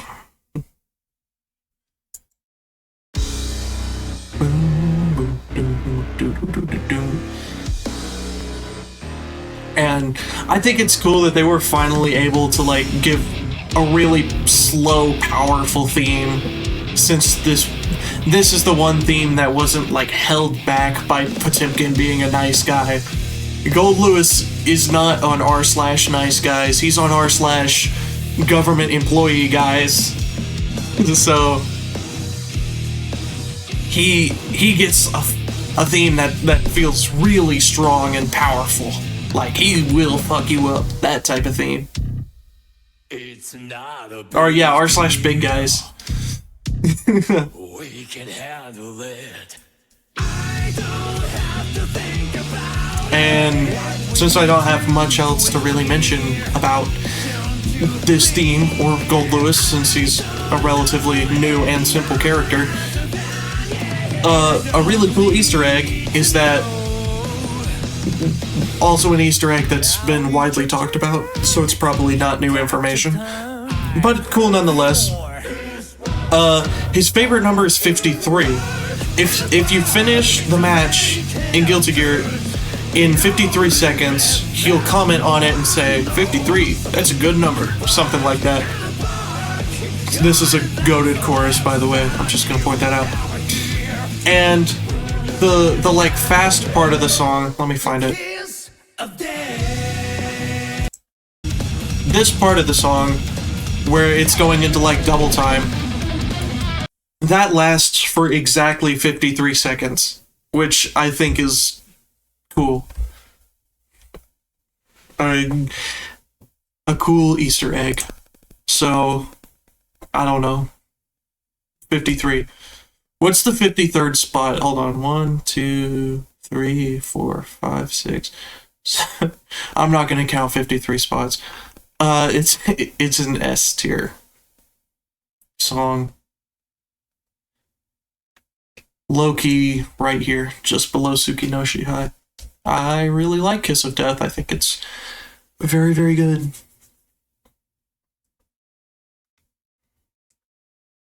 So next off is, I didn't look at the list, is Like a Weed, Naturally as a Matter of Course. Oh boy, Theme of Testament. Also known as probably the most butchered character in Strive. They're up there. They're up there. It's gotta be either Testament, maybe Faust. Elfel would probably be up there.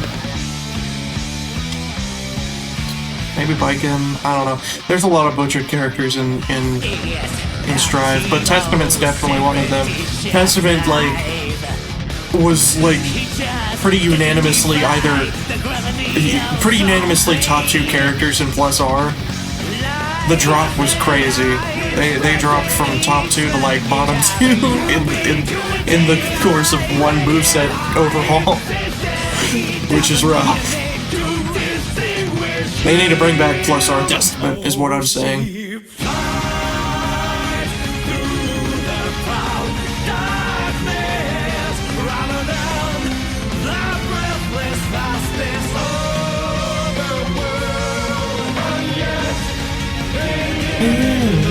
Creature along herself.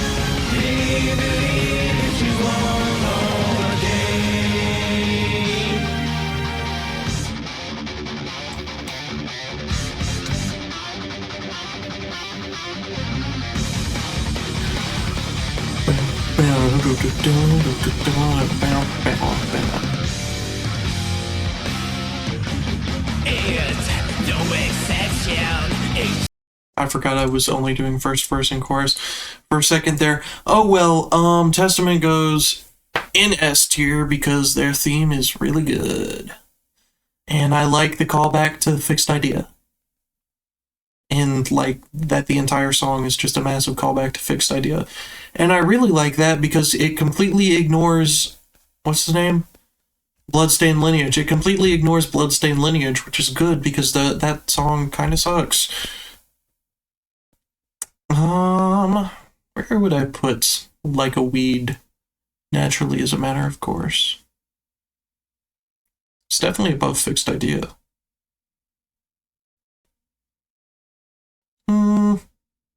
Yeah, probably right there. Probably right there. That's a good one. That's a good one. Next off is Drift, the theme of Happy Chaos.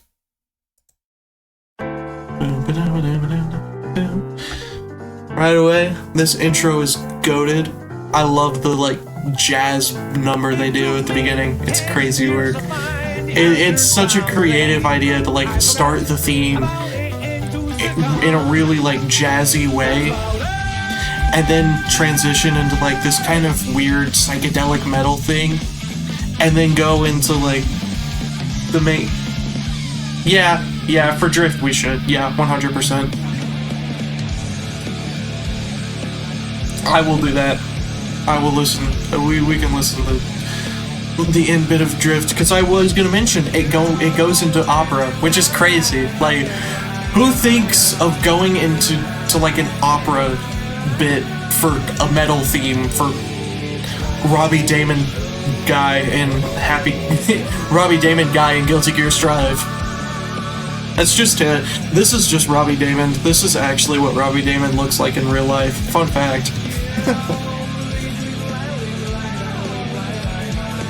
But it goes into this part, which is a really weird psychedelic type metal, which for some weird reason reminds me of the Beatles, and I don't quite know why, and I've never been able to place why it reminds me of the Beatles. It just does.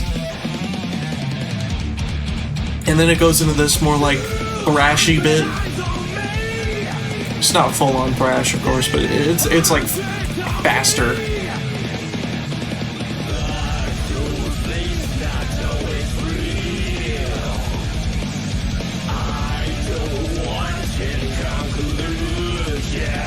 I like this screenshot he chose for the background of this. It's just like Chaos's Halo takes up half the screen.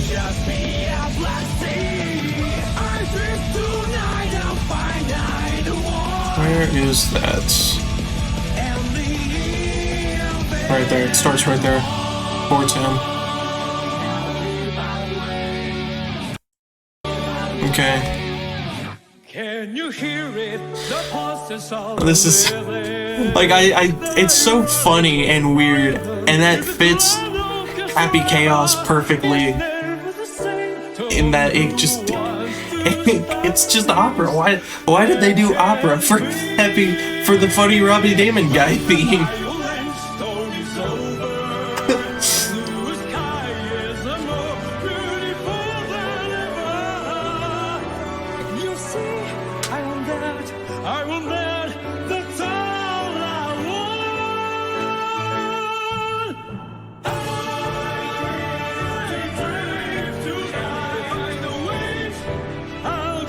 He really was.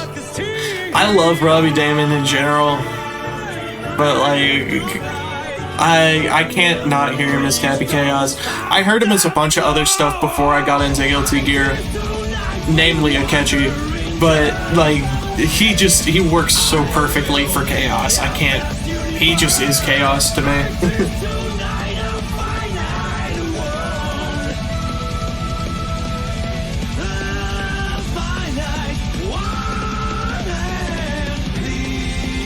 Infinite One.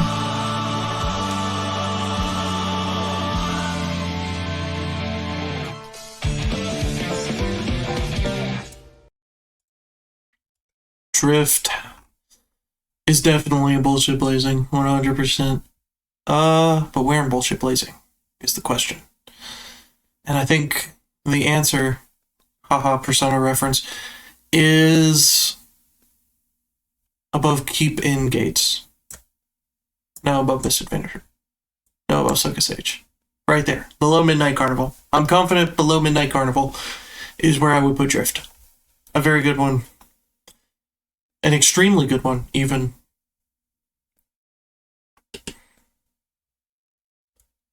You know, it just has everything. Weird opera bit, jazz at the beginning for some reason. Everything. Everything you could possibly want. Wait a minute. Yes. Waiting a minute. Up here? Or waiting a minute down there? Where are we waiting a minute? He voices a Helldiver? I say shocked, even though I've never played Helldivers, so I would not pick up on that. Okay. Go do that. Have fun changing your voice to Helldiver. To Robbie Damon, you can be Akechi and fight the bug. It's bugs, right? I don't play Helldivers. Anyway, yeah, you're not gonna miss much. It's Trigger next. Like, who cares? But I guess I'll listen to it anyways and like give my opinion on whatever. Bugs, robots, and squids. Okay. Cool. All I know is that people really liked it for a bit. And then everybody got mad at Sony because Sony did Sony stuff and Sony sucks and ruins everything they touch.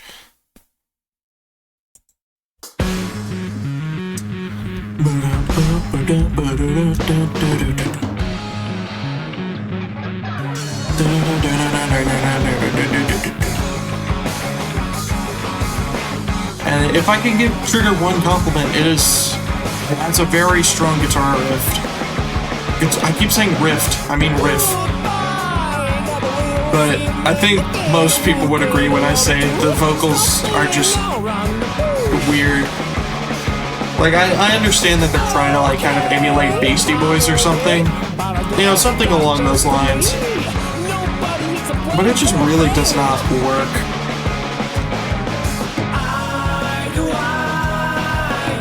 I do like the chorus though. The chorus is pretty catchy. And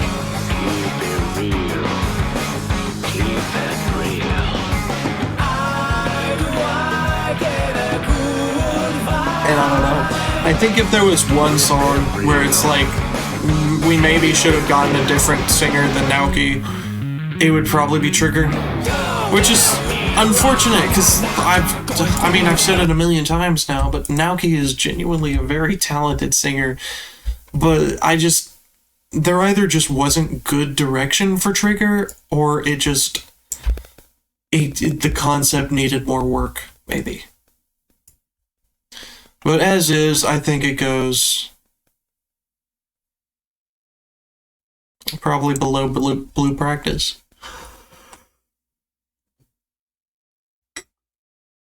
Nah, honestly, probably below High Voltage is where I'd put it. It's missing something, I guess is how I would put it. It's missing something. So next off is Hellfire, the theme of Leo Whitefang, which is here, right here. I really love this opening riff because it's like royal. Like, it sounds royal, which for a character who's been king for the entire time he's been playable works really well. And then it kind of pulls back into the metal, which kind of makes sense because it's like the whole song is kind of pulling back to Leo's origins in the army and how he's got the immense Survivors Guild, which the Survivors Guild angle is such an interesting angle to take on Leo, because in Xrd, and I think honestly, if I'm remembering correctly, in Strive, he's treated as kind of a comic relief character. Like, he's very goofy. He kind of just sits around and says stuff for both of the story modes, for all of the story modes. You know, he doesn't do much that's very serious. He's not a very serious character. But this theme just adds so much depth to his character, which is a very interesting way to take it.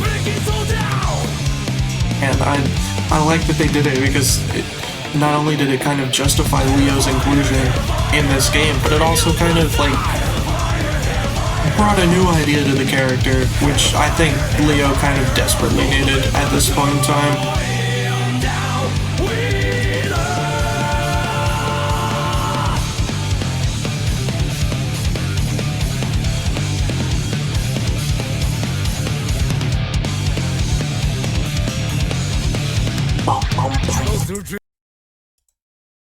So, for doing such an interesting thing, I would put Hellfire at the top of A+, above Dice. Next off is Rock Parade, the theme of Anji Mito. Where is Anji? There he is. Hey, Anji. Let's hear it.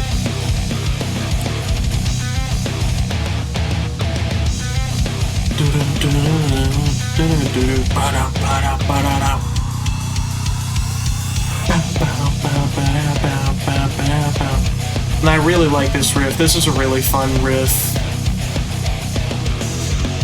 Which, out of all the characters they brought back in Strive, Anji was probably the weirdest choice. Because, like, Anji hadn't been around for probably close to 10 years when Strive came out.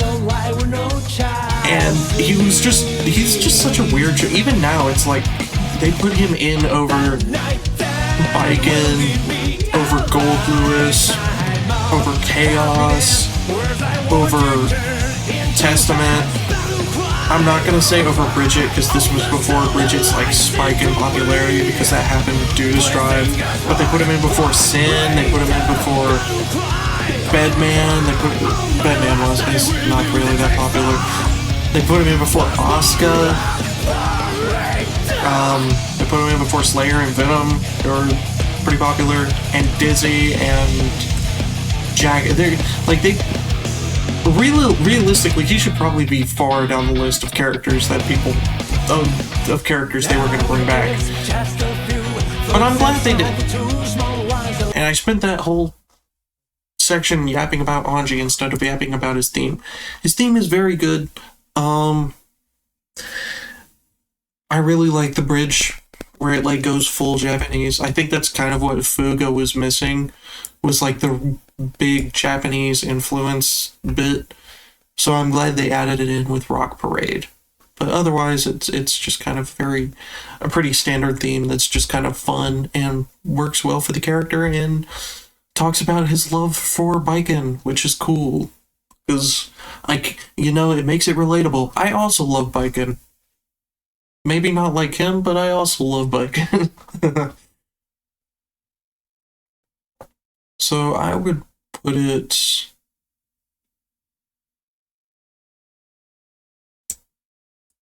probably right there. That's where I'd put it. Mid A+. Next off, we have The Mirror of the World. From a theme that talks about Baiken to a theme that is all about Baiken. Let's hear it. Now, right away, I gotta get the joke out. Theme that lasts for 10 billion years in a day, or opening that lasts for 10 billion years in a day because they gotta go doom diddle doom diddle doom doom. Like, I don't care, bro. The opening is a little egregiously long. Like, you could even Captain Booker's having to like slow down cinematic shots of the stage to stretch out the time for the theme to actually start theming.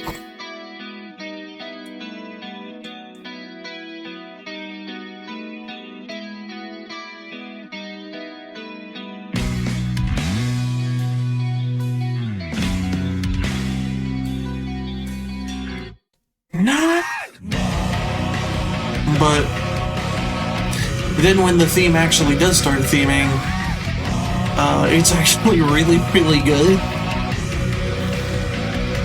Like, it... Again, kind of like Ino's theme in a weird way, but it has this level of, like, tension and dangerousness to it, which I think sums up Baiken perfectly. Like, it's such a good thematic for her.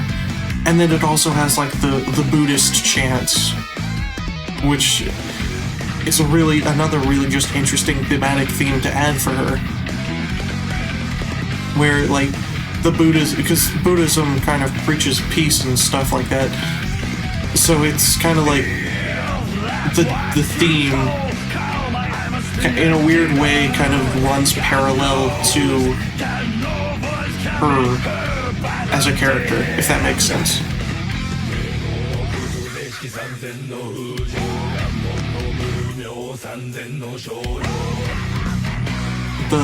Or I guess the chants kind of run parallel to the music.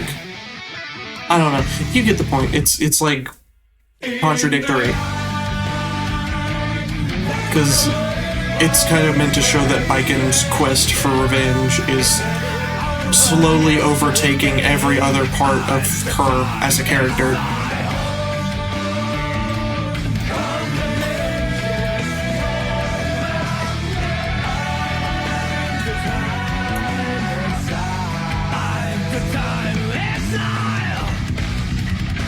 And then I am going to play the ending bit for Mirror of the World because it's good and it's summarized, and it's like similar to how the ending of Ramlethal's is kind of like the climax of her character arc.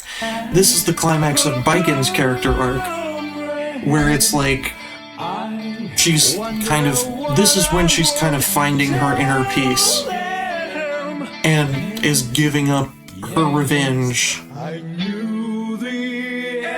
And it also has some of Naoki's best vocal work, and I have to show that off because I was just trashing him for Trigger.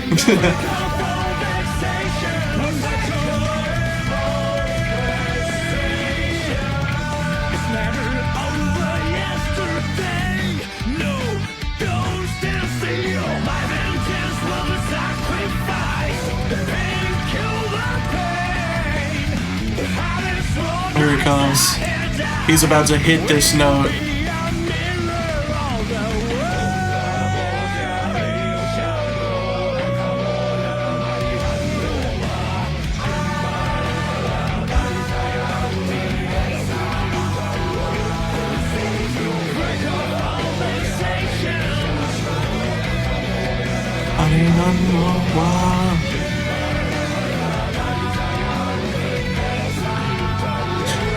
Shoujo! And yeah, Mirror the World is in bullshit blazing 100%. And I would say it goes. Ooh, this is getting rough. You know what? It's another one that goes above Holy Orders. Like I said, Strive is the game of extremes. It's got some of the best and it's got some of the worst.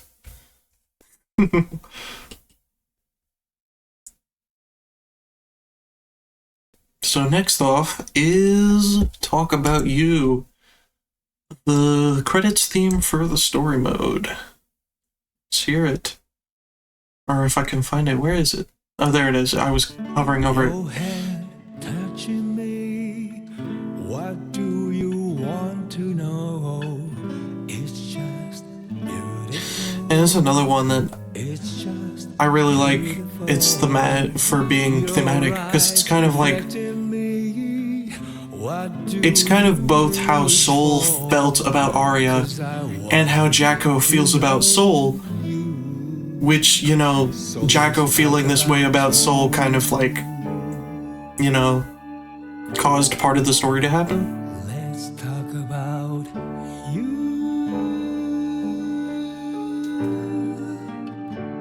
You know, it's just a corny love song. And I hate seeing people happy, so ultra F tier. I'm just kidding. It's just beautiful. It's just beautiful. Your voice comes to me like crystal clear water. I never want to forget you.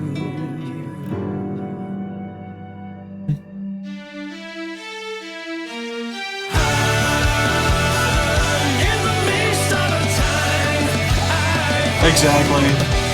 That's how I feel. One thing.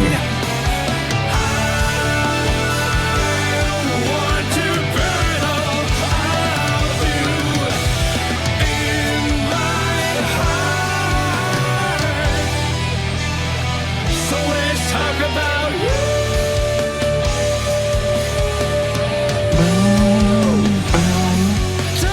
This is another. I'm just realizing, like, really listening to this now. Naoki was also cooking on this song with the vocals. So, I would put that. The question is, where does this go? Because I'll say it. I don't think it quite matches up to like the slower songs up here. It definitely doesn't match up to Frisia, and I don't think it matches up to All I Can Do either.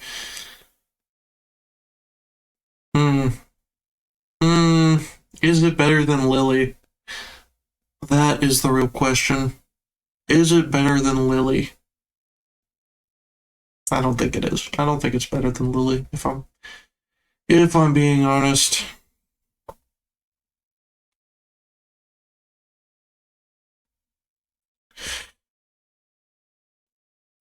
I would say, you know, I'm gonna rank it just barely higher than Name of Heaven, because I think in my mind, they're about equal. Right now, I think I'm liking Talk About You maybe a little bit more, but it can flip-flop on any given day, so I'll rank them right next to each other. So next off, it's time. The wildly anticipated The Town Inside Me. I did say something was going in the F tier.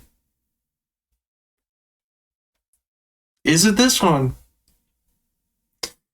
Is the town inside me going into the F tier?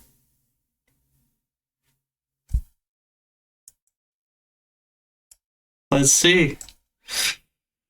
The town inside me and everyone's voice.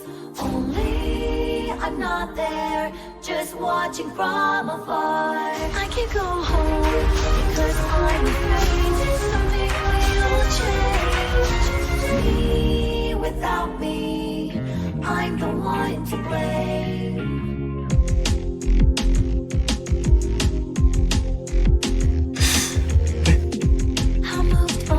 I want to give my opinions, but I also want to build tension, so I don't know. I don't know what I should do or I should yap about. I guess I will say, my opinions on Bridget are known. I think she's boring. I think she's a really, really boring character.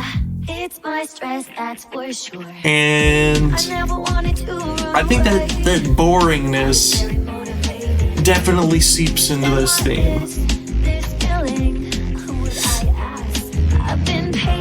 The verses, I mean, let's be real, the verses are kind of mid. They're just kind of mid. But I will give it this. Choruses kind of go hard. The choruses kind of go hard.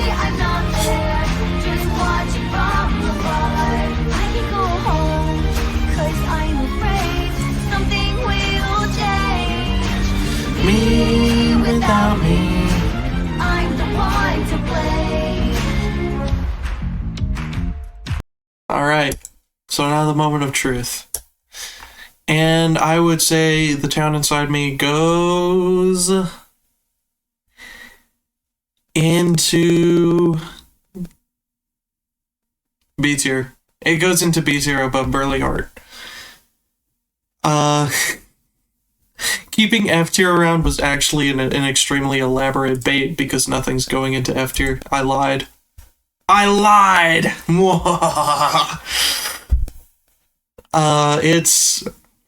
It doesn't do a lot for me, but can I really put it below Trigger? I don't think I can.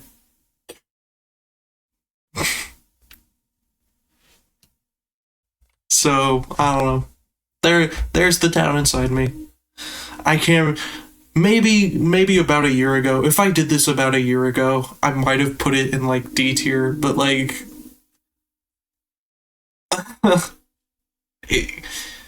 all I can say is it's not bad. It's just kind of boring. So maybe still not the place many people would want to see it. But that's the place where it will be. And hey, it is not the worst Strive song. Not the worst. Trigger solidly holding that spot, and if I'm gonna give a couple spoilers, it's not, that spot's not gonna be dethroned by any of these. And yeah. There you go. There you go. Bridget stands rejoice, for she did not get placed poorly, I guess. Or she did not get placed. Relatively, she did get placed pretty poorly, but she did not get placed that poorly. It could have been worse. So next off is the Hourglass, the theme of Sin Kisk, or Sin Kisk, or Sin Kiske? Kiske. Something along those lines. He's part French, and those people don't deserve rights.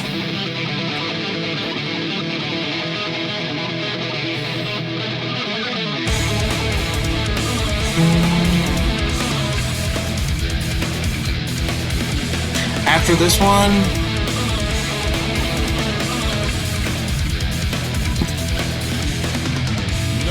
may or may not be the circle. Aye, aye, aye, aye.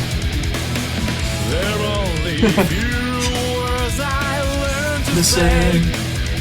But I don't care. I don't care. Above is the sky and below is the ground. My heart is here. I had a reason to cry. I had a reason to be angry. If I could give one criticism to the Hourglass right now, it would definitely be that it feels very similar to Play the Hero. Like it feels very similar to Play the Hero. I don't know if anybody else gets those vibes. I don't know if I'm the only one. I might be the only one. But it feels like extremely samey when compared to Play the Hero. That being said, Play the Hero is good, so I guess I'm not complaining too much. Where did I put Play the Hero? I think the Hourglass is I would say the Hourglass is a little bit better than Play the Hero, though, mainly due to the bridge where the piano plays, and I quite like the piano. So I would put it, again, kind of like with Talk About You and Name of Heaven, around each other. They do a lot similarly, so that's where they go. Similar spot. So next off is The Circle. Ay, ay, ay, ay. Let's hear it. And this is another one where I'm going to play the ending bit. This and the gravity, actually. Let's hear it.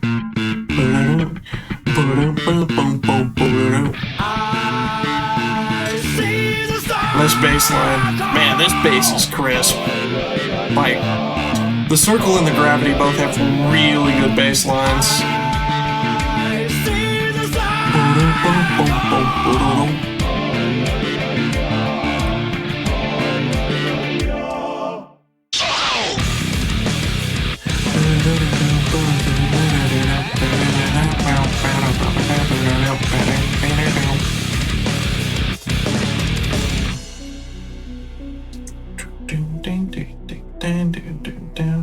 Welcome to the infinite world. What's my end game? There came a zero. Send here, there, I really love, kind of like with Hellfire, I really love the context this adds to Romeo in Exerd. I think it's really interesting the way it kind of it's also very interesting the way it kind of depicts death in Guilty Gear. Because as I mentioned in my character tier list, they don't really do a good job of explaining what it is. But I think describing it as kind of this infinite circle where there's nothing. Ironic that happened at the same time. Where there's nothing is a really interesting way to describe it. You know, interesting. It's been done before. And it'll probably be done again. But it's a very good way of describing it. A very poignant way of describing it too.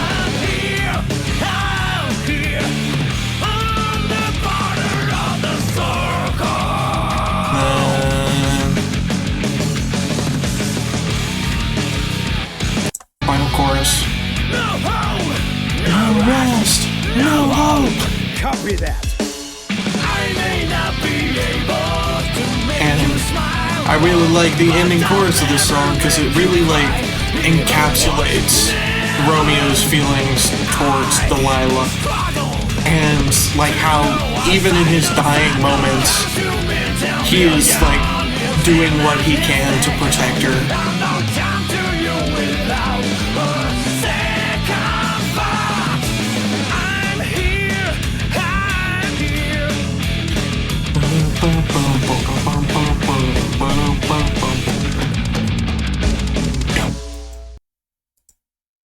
And I would say The Circle is another bullshit blazing one. 100% it goes. If The question is it better than Does the Sheep Count the Sheep? And I think it is. I think it goes above Does the Sheep Count the Sheep? Bedman, another very consistent contender in the ring. If I was a stats guy, I would maybe make stats on where, like, the average ranking of every character. But I'm not a stats guy, so I don't care. I already know Kai would rank high, Bedman would rank high, Milia would rank high. Johnny, maybe? No, probably not Johnny. Justice would rank high, kind of, maybe not. May would rank high. Cliff would rank high. I don't know. Next one is the Gravity theme of Asuka R. Kreutz. Which, something I find very interesting about this song is it kind of poses a question that's answered in Happy Chaos's song in a weird way. Because this song's like main theme, obviously, is asking what matters. It's asking, does meaning have meaning? Like that's the main chorus, is it does meaning have meaning? So Asuka's kind of posing the question of what truly matters in this world. And Chaos's theme answers with nothing matters, therefore everything matters. That's kind of the thesis proposed by Chaos. It's kind of nihilism, it's kind of absurdism, you know? Where nothing matters, therefore everything does. But with Asuka, and we'll hear this kind of towards the end of the song, he kind of comes to the conclusion of, like, everything matters without the nothing matter, without the nihilistic aspect, more of like a hopeful matter of like, there is an answer and it's in the gravity, you know? Yeah, I like that quite a lot. I think it's interesting to take Asuka in that direction, especially post-Strive, which I know I put Asuka as my least favorite character in the game outside of Lucy, I think, just because memes and I hate fighting him. But if I am being like completely honest, Asuka is an extremely competently written character, especially for a character who seemingly has gone through so many changes in development over time, because he like started off as kind of this Machiavellian villain, and then slowly through all the games was kind of, all the layers were kind of peeled back, and he's just this like nerdy guy who's committing atrocities because he thinks it's the right thing to do to stop a greater evil, I should describe it as. And I really like the Beyond It All Do You Recognize Me, because it's clearly a message for Soul, right? Like,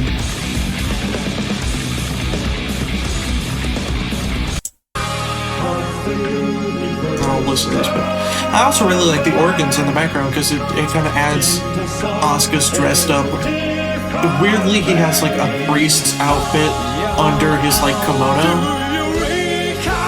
So I like the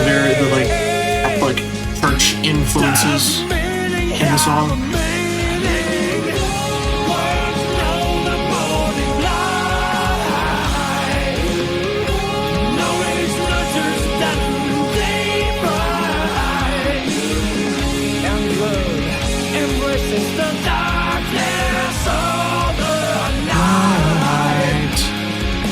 All things as they are.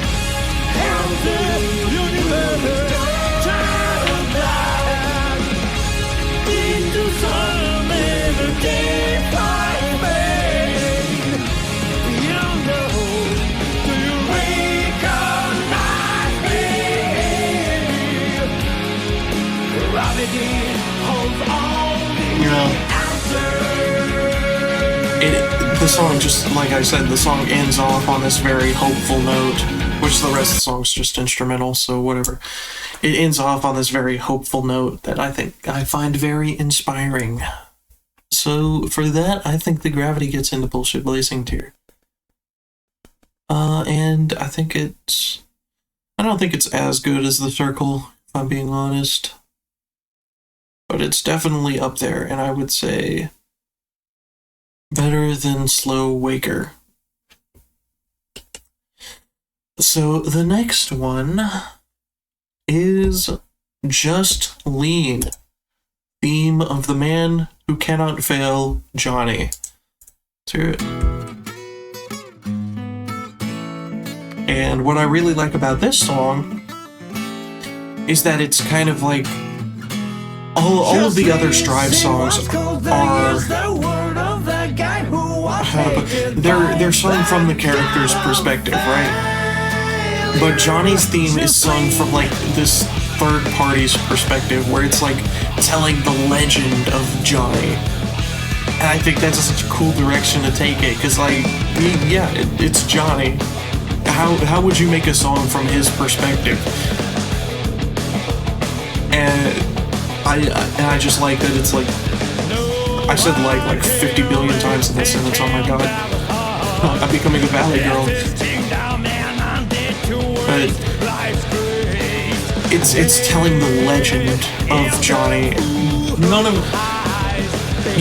It's just how cool Johnny is. He's just the man without fail. He's just that guy. He did have sexual intercourse with half the world's mothers, daughters, and sisters. I think that's Flair's lyric, right? Yeah, whether it be something along those lines. But yeah, basically he's that guy, which is based.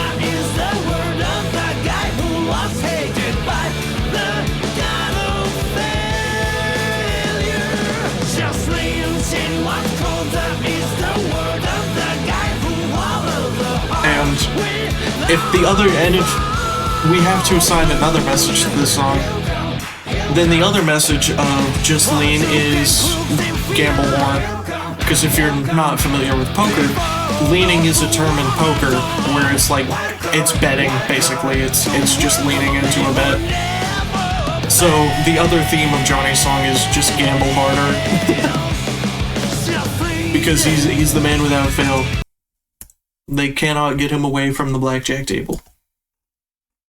So Just Lean manages to get into S.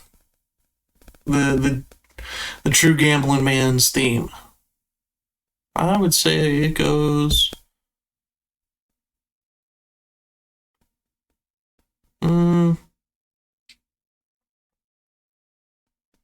I'd say above Blue Water, Blue Sky. Because, I mean, Johnny's just that guy. I love gambling. And I need to play Balatro sometime in the near future. So next off is Extras, theme of Efelt. That's how the announcer says it. He says like Efelt Valentine. But it's the theme of Elfelt Valentine.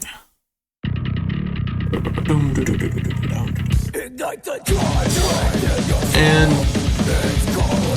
kind of like I mentioned with Raven's theme, Worthless as Sun Above Clouds from Guilty Gear 2, I am not really a big death metal guy. It's just not really music that really appeals to me. I don't really get in. I'm just not a fan.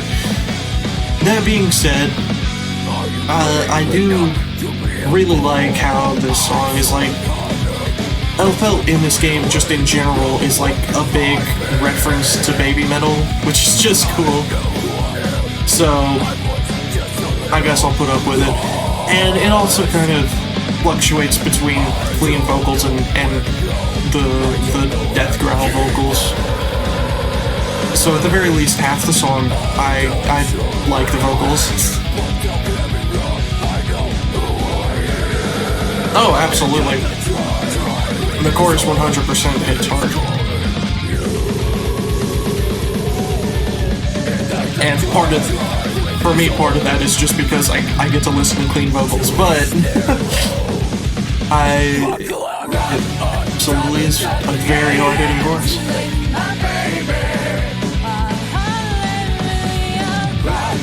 And of course, as everybody states when talking about this song, it is extremely impressive what Molly Daisy Lynn does in this song vocally. Like, doing the death growls and the regular singing, like, that is extremely impressive, and I have to give her laudits, her props for that.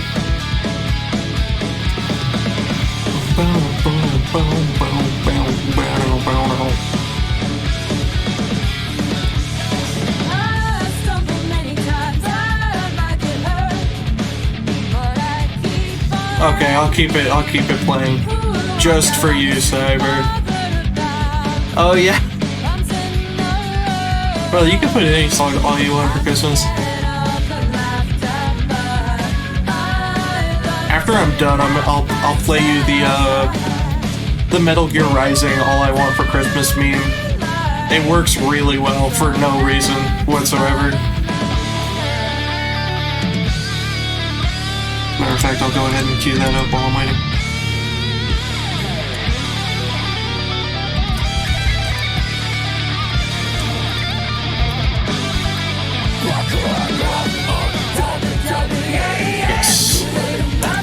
Yes, that will be after.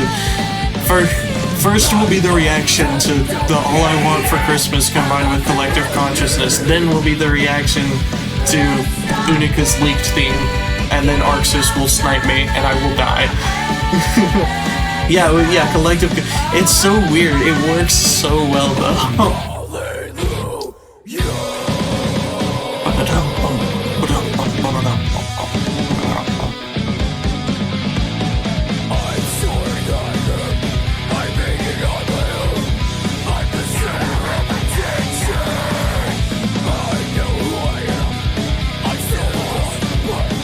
Maybe it is. It should be. I still haven't watched the Guilty Gear anime. I really need to get around to doing that, but I don't know. I think it's supposed to be over on the 28th, right? So I'll probably just binge it all when it's done, because I don't really care for watching animes weekly. Like, the anime has to be really good for me to watch it weekly. Otherwise, I prefer to binge.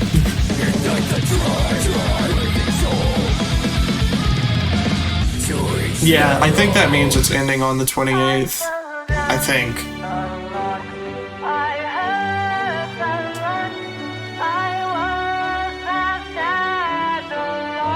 I was sad a lot?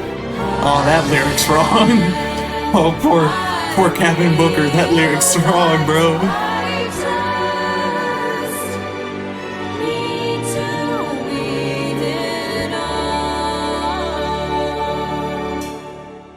24th. Okay, same difference. But yeah, I'll just binge it all when that happens. I imagine Unika's probably going to be out around that time anyways, so.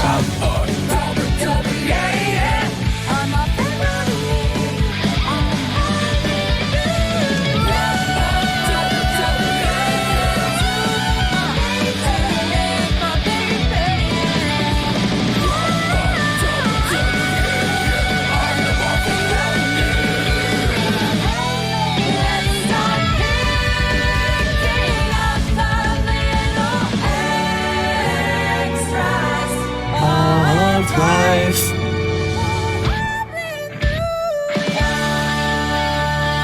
Alright. Thank you, Elfelt.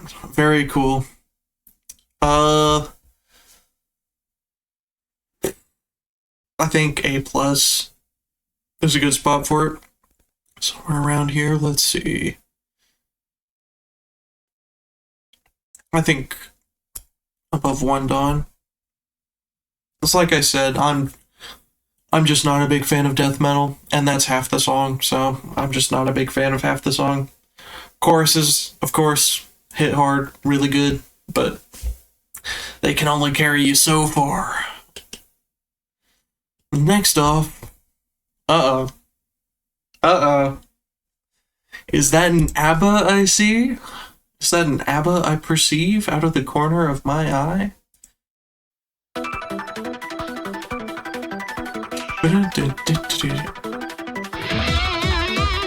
This is such a good intro.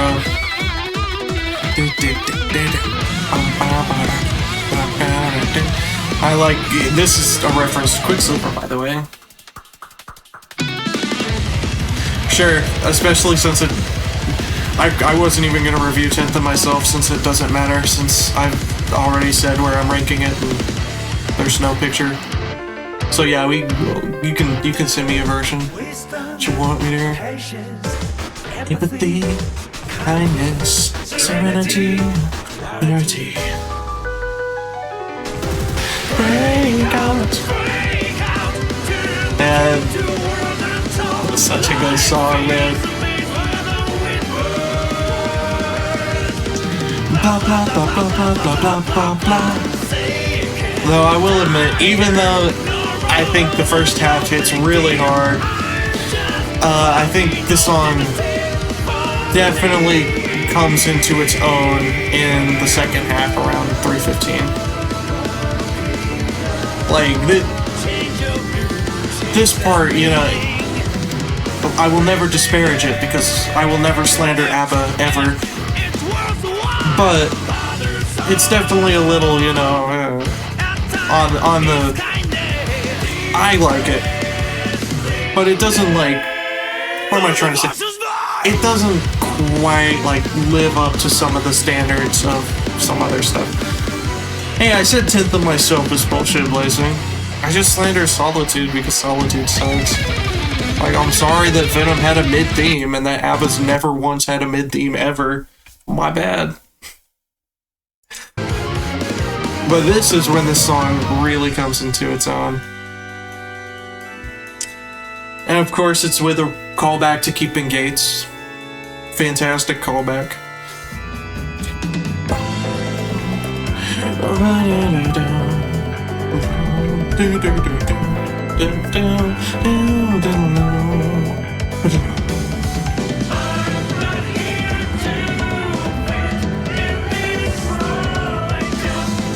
To make a difference.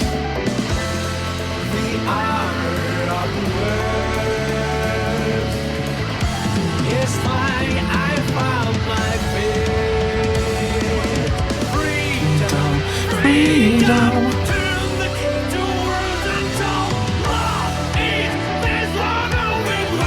Yeah, like I said with Ramethals, or with what was the other one that I kind of mentioned? There's Ramethal and The Circle, or in Mirror the World. This is like the climax of what the song's building to, and it still is so, like, powerful, and it's driving, just like the beginning. But it manages to, like, really get emotional and tug on heartstrings, you know? And I'm a sucker for a good love story. I'll admit it. Love is War, greatest anime ever made. But this, they were just cooking something different with Symphony. Break out.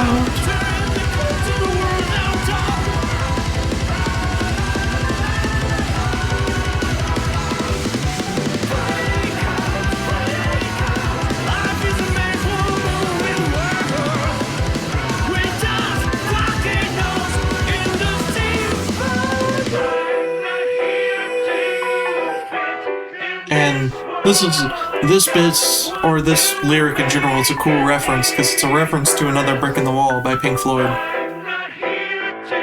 Which, I don't know why they're referencing Another Brick in the Wall by Pink Floyd, but it's a good song, so I'm glad they're referencing it, I guess.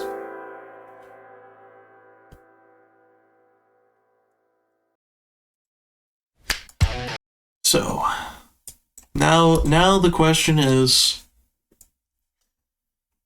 where in Bullshit Blazing does Symphony go? Is it the best song in the game? Is it the best song in the series? because there's not a lot of songs left. And did I lose it? Is it gone? Oh no, it's down here. And while I do really like Ups and Downs and Get Over Nightmares and Radiant Dawn and Tenth of Myself, I don't think they're quite best song material. But Symphony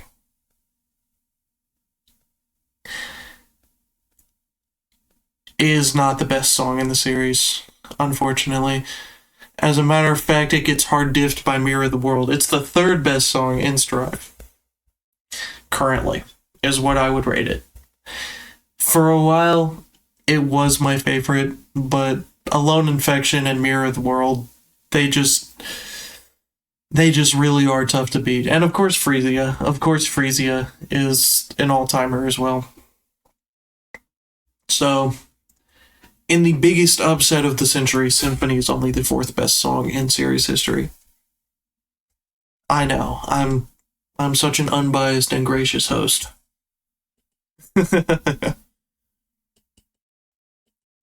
So next up is Ups and Downs, the theme of Slayer. Perhaps the longest time coming character in the series, maybe? Or in Strive, maybe? He's up there.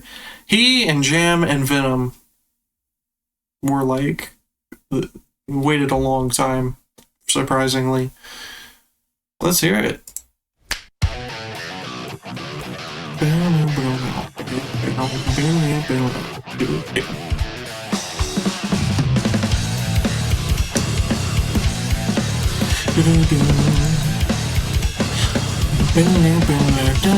The darkness is fierce by the morning sun. That light is beautiful. Our nightmares not right valid. But soon I Can't open my eyes, but eventually I get used to it. surrounded This is such a catchy song. by precious things. The heart turns into stone, hardly stop. Bedtime story, happy ending game, just a snapshot in time. Life is a journey, not a destination. Enjoy the ride with ups and downs. That's crazy. That whole bit only lasted a minute. Fun fact, this is currently the shortest song in Strive. It used to be Find Your One Way. It was Find Your One Way for, I guess, close to 4 years. And then Ups and Downs came out and Slayer took the slot of being the shortest song. But I guess that makes sense. Matches are over so fast with Slayer, you'll never get to hear it all the way through. So, Ups and Downs is another bullshit blazing tier. To no one's surprise, they really just have been cooking for like the past year and a half. I guess close to 2 years at this point. Ever since season 3, really. True, it's long enough to keep a lovely wife waiting. And while I don't think it's quite as good as Jack-a-Dandy, it is definitely still a fantastic song that I would rank below Safe Intoxication. Oh, next up is Get Over Nightmares, the only versus theme in the game, which is wild. I was convinced that when Venom came out, they were going to do like either a versus Assassins or a Zato versus Milia theme, and then they just didn't, and I was like, what? But honestly, my new game theory is that Get Over Nightmares and Shelter from Rain were both intended to be in the anime, since Get Over Nightmares is like it's the Sin versus Kai theme, and the anime is very like Sin-centric. Sin is like the main character. So my thought is that like that was supposed to be the opening and Shelter from Rain was supposed to be the ending, and then either like the studio doing it or Crunchyroll or someone else like further down the pipeline wanted a different opening and a different ending. Maybe one that felt more separate from Strive. because Naoki didn't do either of them, I think. So, I don't know. That's my game theory. I don't know how true it is, but oh well. So, get over nightmares. We want night. Get over nightmare. That's such a good bass solo. That comes close to rivaling like the bass line from the beginning of the circle.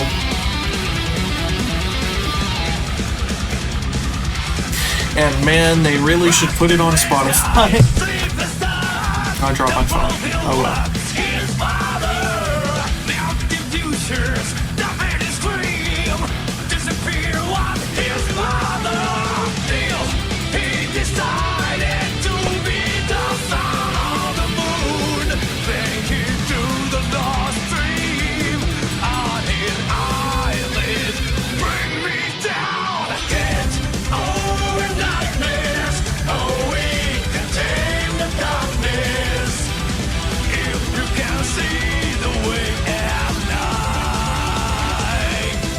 I really like the addition of the harpsichord during the chorus too.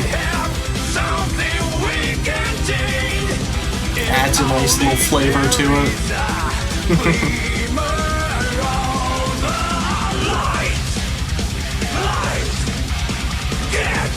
Over nightmares. There you have it. Get over nightmares. A very solid. I think it's a solid contender for S. I don't think it quite makes it into bullshit blazing, but it is definitely somewhere up here. The question is where. And I think right here, in between Big Blast Sonic and Like a Weed, is a good spot for it. So next off, finally, after like a month and a half of doing this one tier list and also one other, but we don't need to talk about that. Radiant Dawn. The final song. Truly the end of an era. Truly the end of an era. Let's hear it.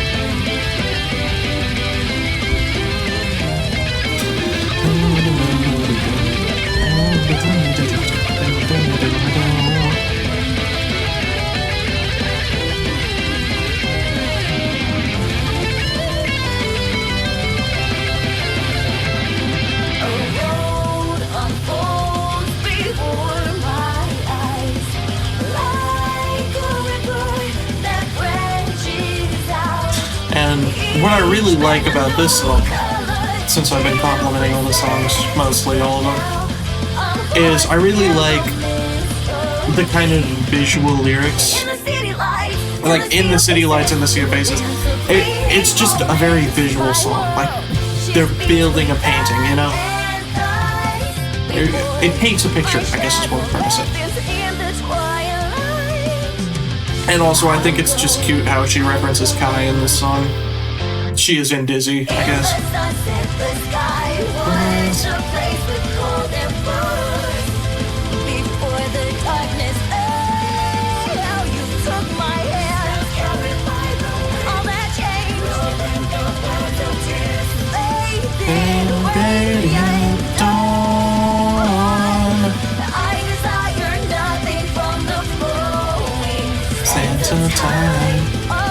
See, Kai reference right there. The bolt of lightning shows her where to fly. And I don't know, that's just a cute line.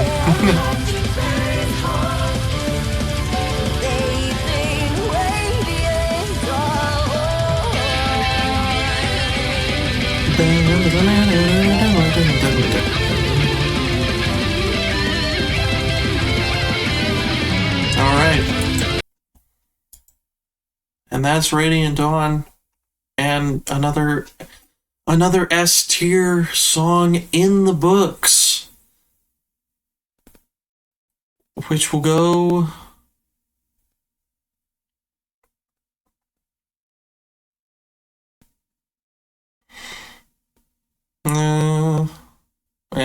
Right there. There we go. Absolute cinema. That's the tier list done. Not all the songs in Strive because this tier list needs to get updated. But that's the songs done. I'm gonna download this image because it took me entirely too long. Yippee! Downloaded. Yippee!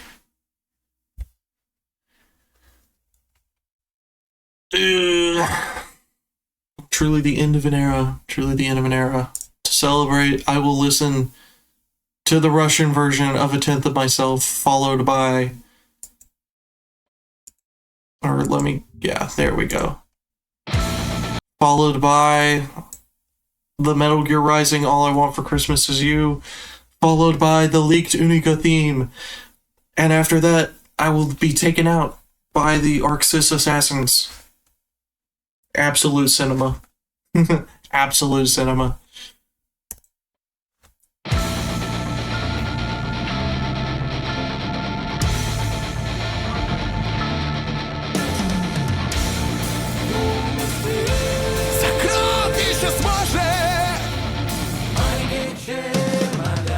Oh my god. Yeah, why did that actually kind of hit? I thought this was a meme. Oh my god, this actually kind of goes crazy.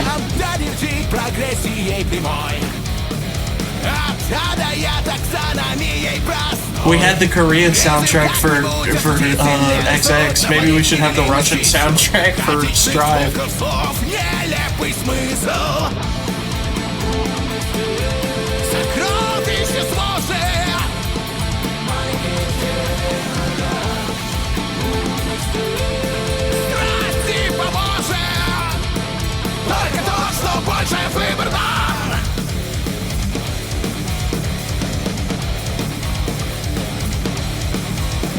Я фантом, иначе теперь жизнь моя. Мир уменьшился под размер муравья. Порох установа в голове бросил и прозрел. Куда жить глубже, чем был фон, и на мой удел. Сокровище сможет.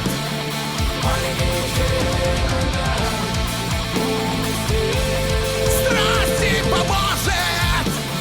Только тот, что больше выбор дан. Ошибка ли вселенной, лишь ли я? Разве забытья судьба моя? Десятая часть от меня. Вопреки всему здесь ней отражаюсь я. Десятая часть. Bro, this guy's going crazy. What the heck? He's actually a really talented vocalist. Where the god? I want to read some comments. Oh, they're all in Russian. What did you say? Oh, I didn't know Ipalga was Russian.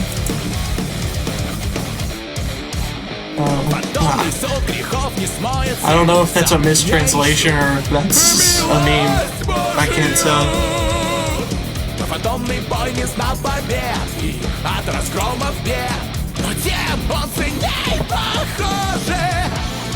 Phantom is when the cute enters completely.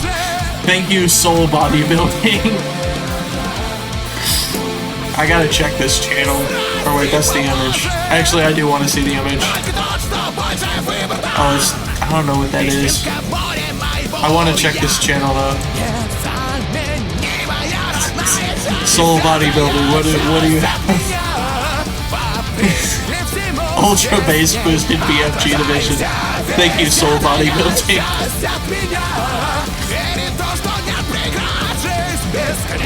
10 of myself. Man, I genuinely don't know if I'm like looking at mistranslations or memes. In all bakery, yes. Yes, the theme of Russian bakeries. Let's race balls to this. This has to be a meme. Surely this is not a mistranslation, right?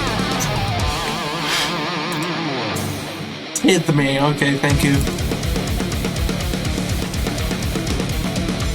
What do you mean you don't speak that? Is this not Russian?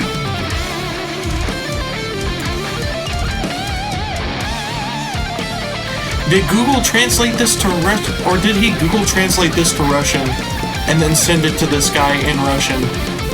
I guess that's what he did. Because, I don't know, these look like Russian characters. Is it? I mean, I guess there's other Slavic countries, but those don't exist. A solid term.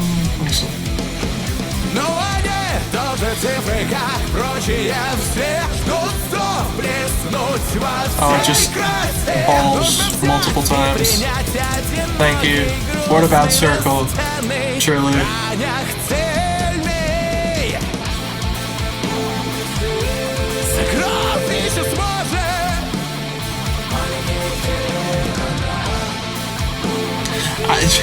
Just an eerie buzz. Igor, as always, thank you very much. I don't know what this means.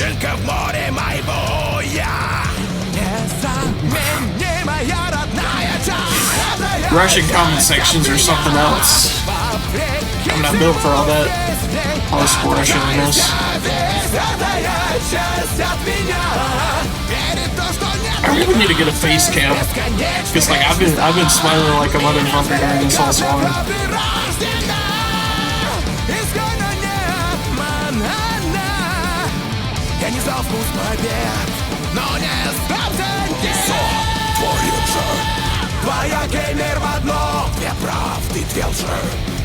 I know, this is actually really good.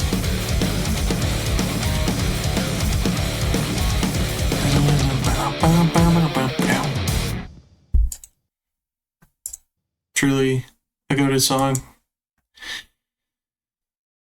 Okay, well, if I was rating Russian 10th of myself, it would be the best song in the game, so there you go. Or the best song in the series. Truly, it's just the best. Truly. Okay, so why am I getting SMG4 stuff in my recommended? I don't care. Next up is this. Just for funsies.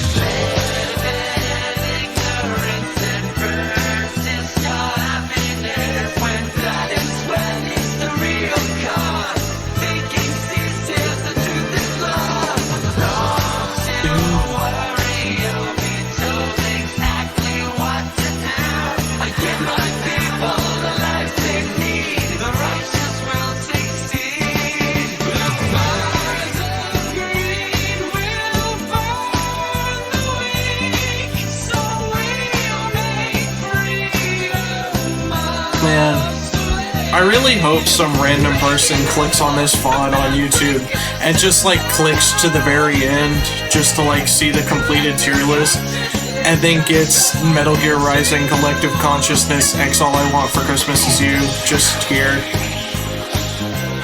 Truly, this is the best part. I mean, who cares about the tier list? That shit sucked anyways. Collective Consciousness is better.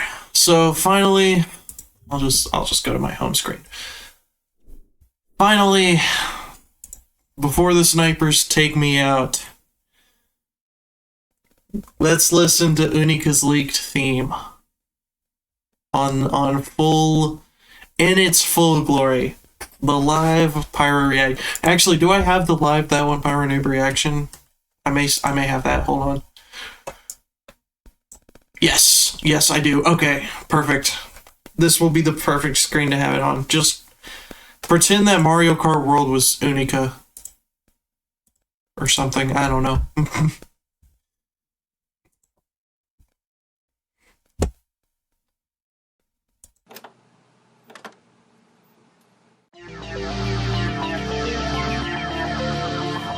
Okay, this is an interesting opening.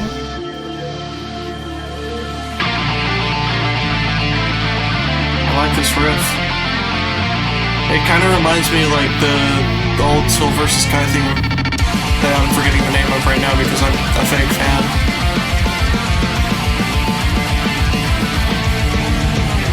Actually, it's reminding me of Roar the Spark, like big time.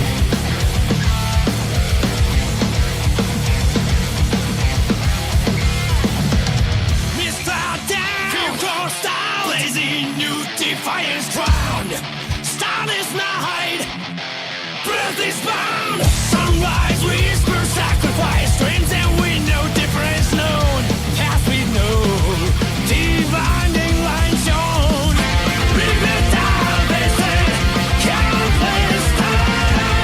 Can't be stopped the fire, that is my curse. Why does this sound like an anime opening with a metal, like, coat of paint? What is happening right now?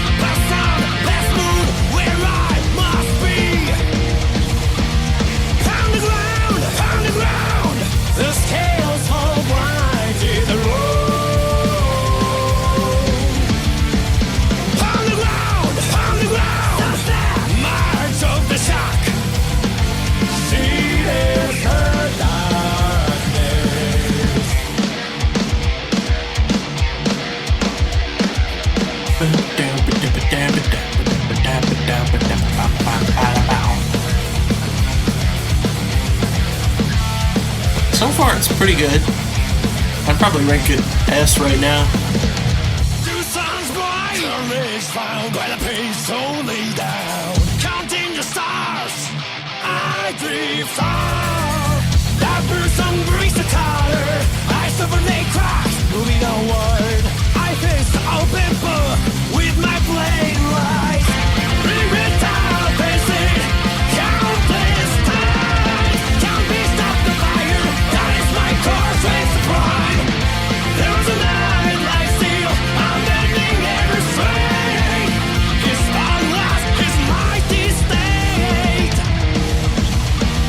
Pound the ground, pound the ground.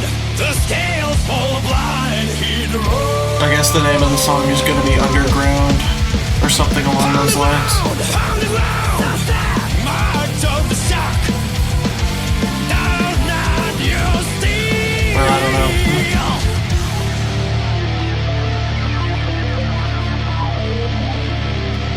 Oh, burn the ground? Is that what she's saying? Or he's saying? I could never tell, man.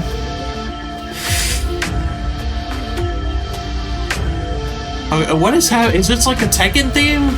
This sounds so Tekken. What is happening? It was like so Tekken.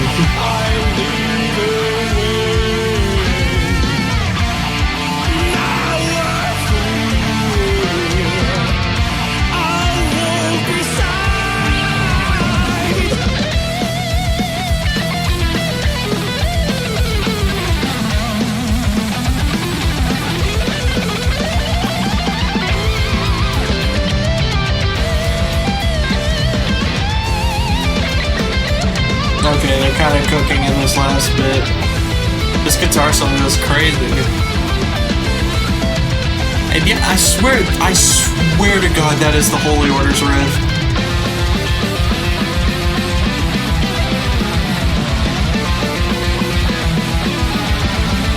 I have to be losing my mind or something. Interesting.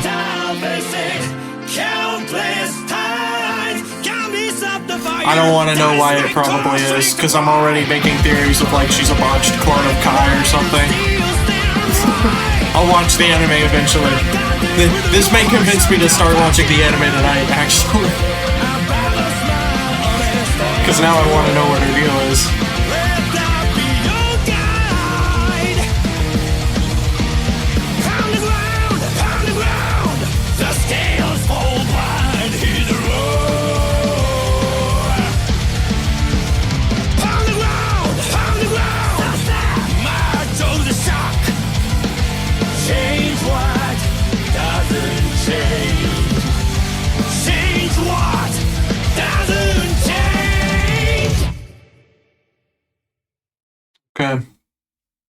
pretty good. Pretty good. I like it. I like it. We'll see if they change it at all when they actually release it, or if they just keep it the same and say, fuck it. Got leaked or whatever. Maybe they'll release it early because it got leaked. Isn't that what happened with it was either with Symphony or with Radiant Dawn, but one of them got released early because it got leaked. And I can't remember which it was. But oh well. Absolute cinema. The perfect way to end this leg, or this type of tier list Thursday, with a leaked song. Okay. It may have been, I may be combining the two, because I remember Radiant Dawn, I was going to call it Radiant Dawn. I remember Radiant Dawn releasing early, but I think, if I remember correctly, Symphony got leaked like a week early, and it was like by some Russian guy, maybe?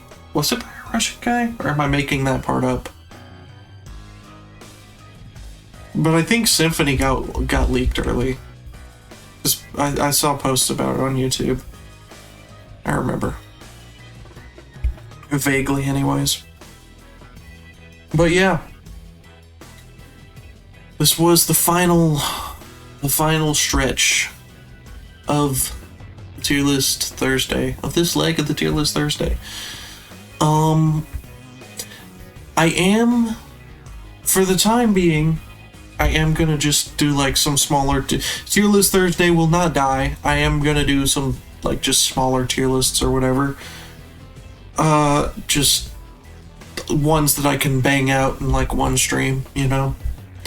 But fear not if you are a fan of the big projects, because the next big project is going to be once I get moved into my apartment, and once I get settled down, and once I get like a solid schedule with work, with my new job, my next big tier listing project is going to be all 1,000 Pokemon. Every single one. 9 streams, going generation by generation. Every single Pokemon. So, look forward to that in the near to distant future. It'll at least be in... The earliest it will be is June. The latest it will be is August, I guess. Yeah, it's gonna be a big one. It's gonna be a big one. But it may actually end up being faster than this, because with this I had to listen to like at least a minute of every single one of these songs. For there's gonna be a lot of Pokemon where I just say, yeah, this sure is a Pokemon that I don't care about. B tier. So at the very least, it should be a little faster, if nothing else.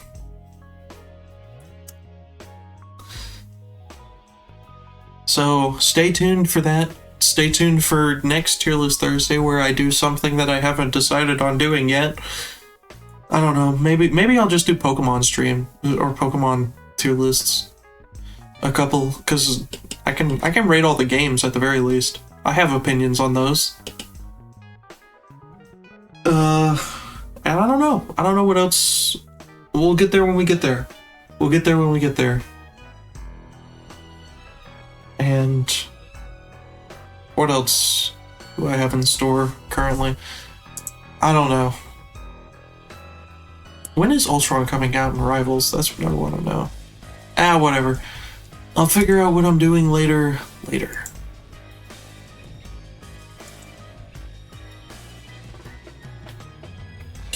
For now, all I can say is later, Gators. Good night and farewell.